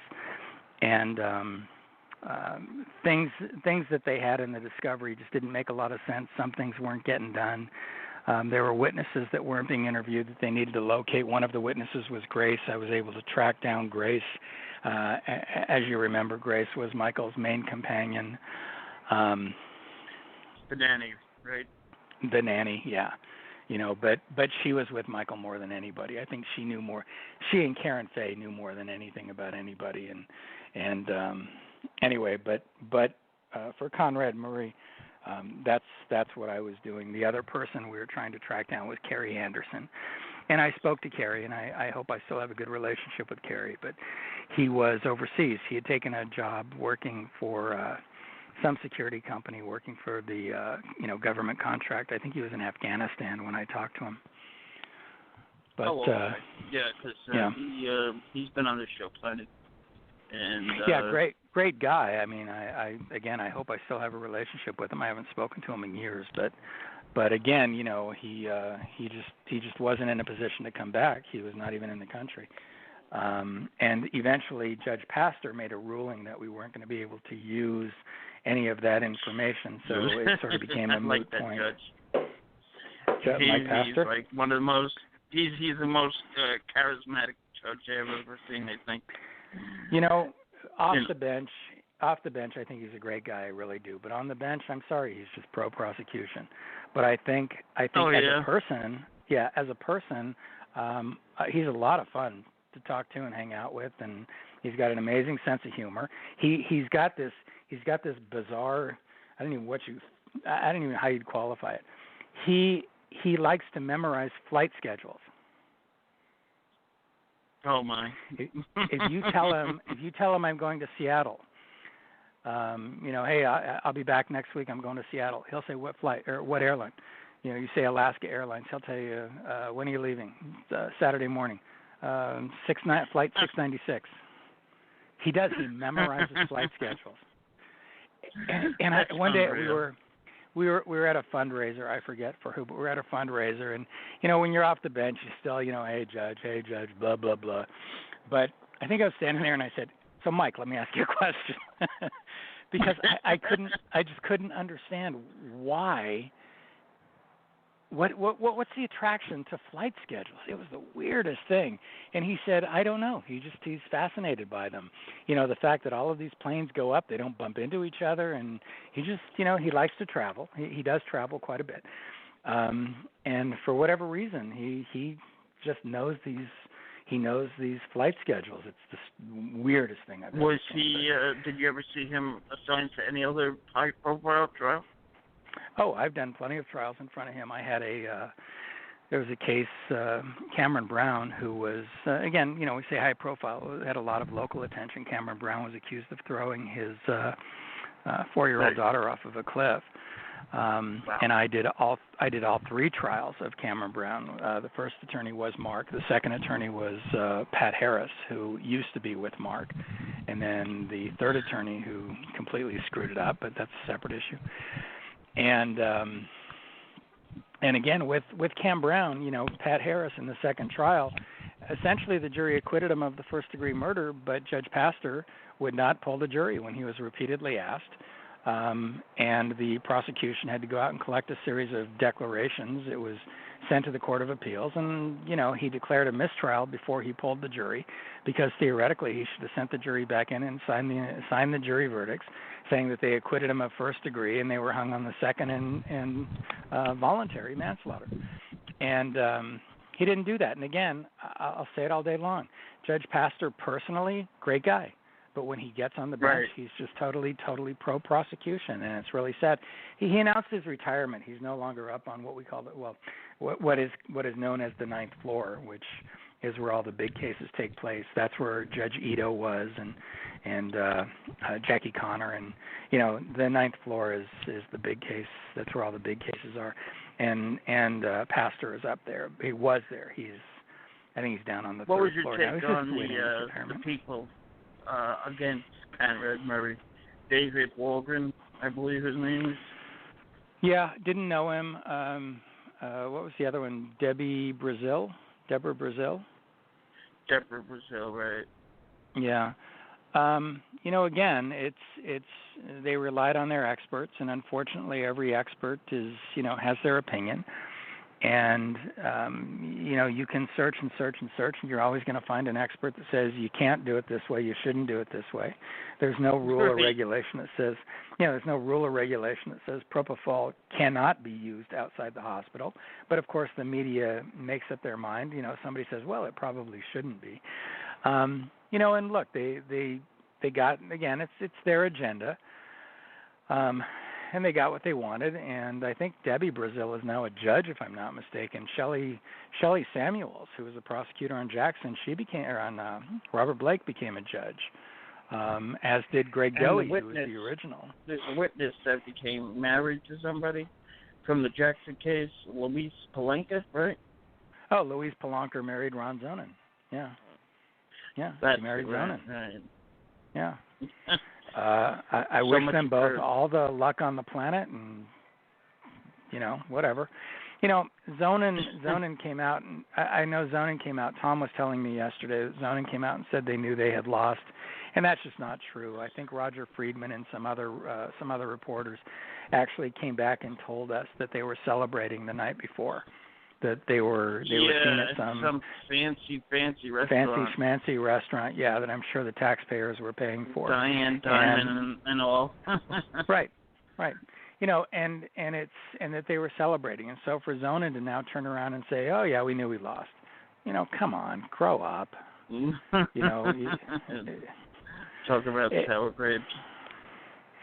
Well, that's it. And I mean, again, it's beyond sour grapes. It's juvenile for him to sit there and say, we knew we lost. Yeah. These are the people that come after a major earthquake tell you they predicted it 2 years ago. These are the people drinking the Kool-Aid. These are the Jim Jones followers. It's it's insane what these people do to get any attention they can. And Zonin is that's exactly what he's doing. You know, Zonin did that Hollywood. What was that guy's name? Jesse James Hollywood. You know, that murder case. Okay. I think he was, you know, he was prosecuting the case and became the technical director on the movie.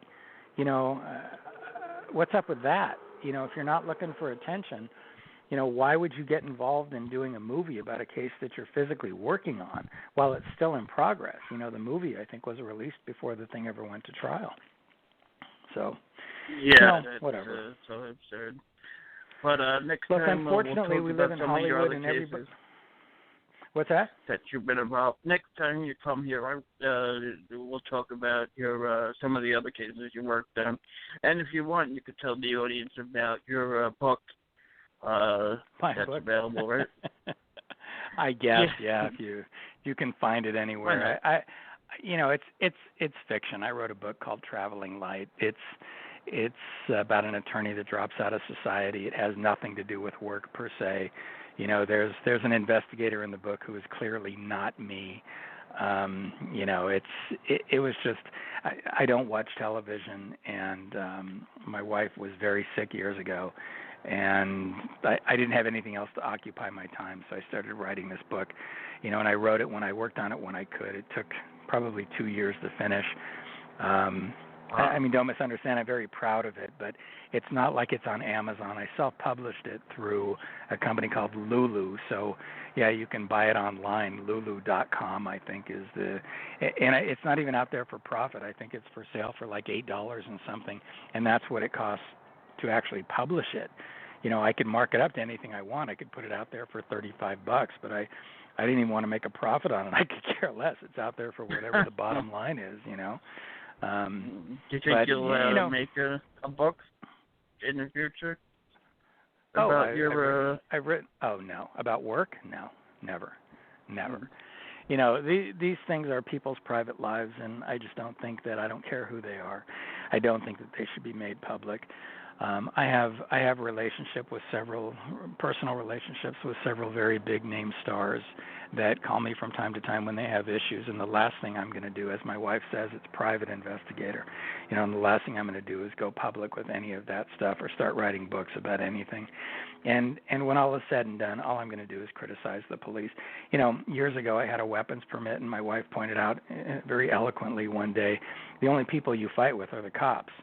You know, you represent the bad guy. All you do is fight with the police. Why would you walk around with a gun? You're just giving him a reason to put a hole in you. And I quit carrying it. Really? So, interesting. Yeah, she was right.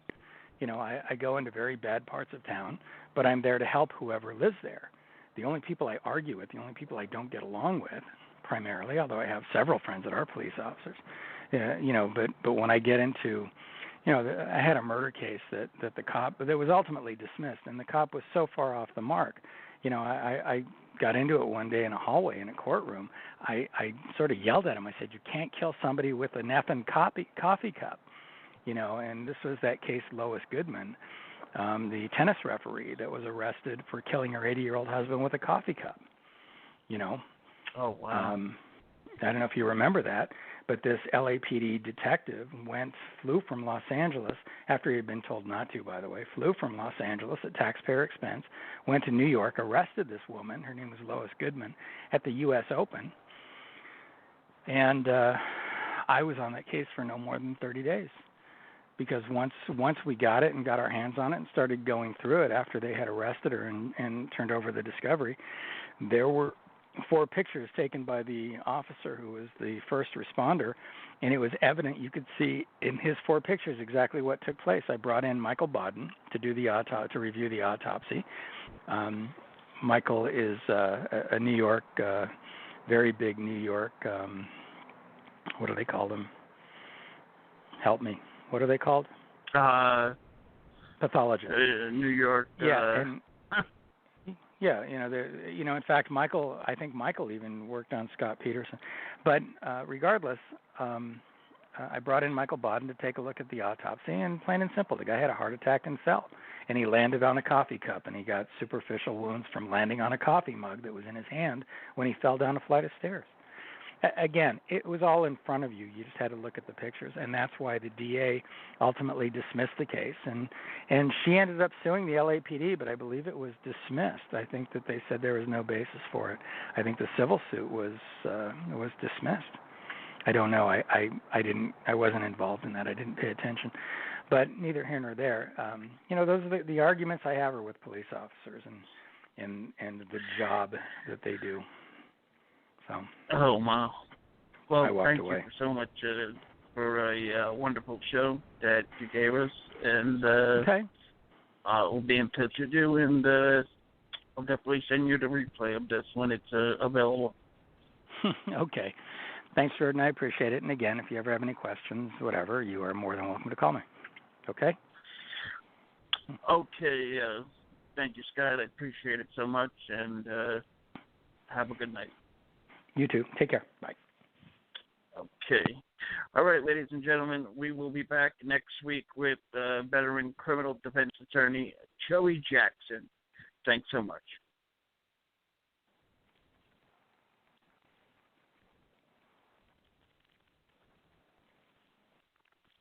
When you don't go to Geico.com, car insurance can seem intense. Like breakup R&B intense.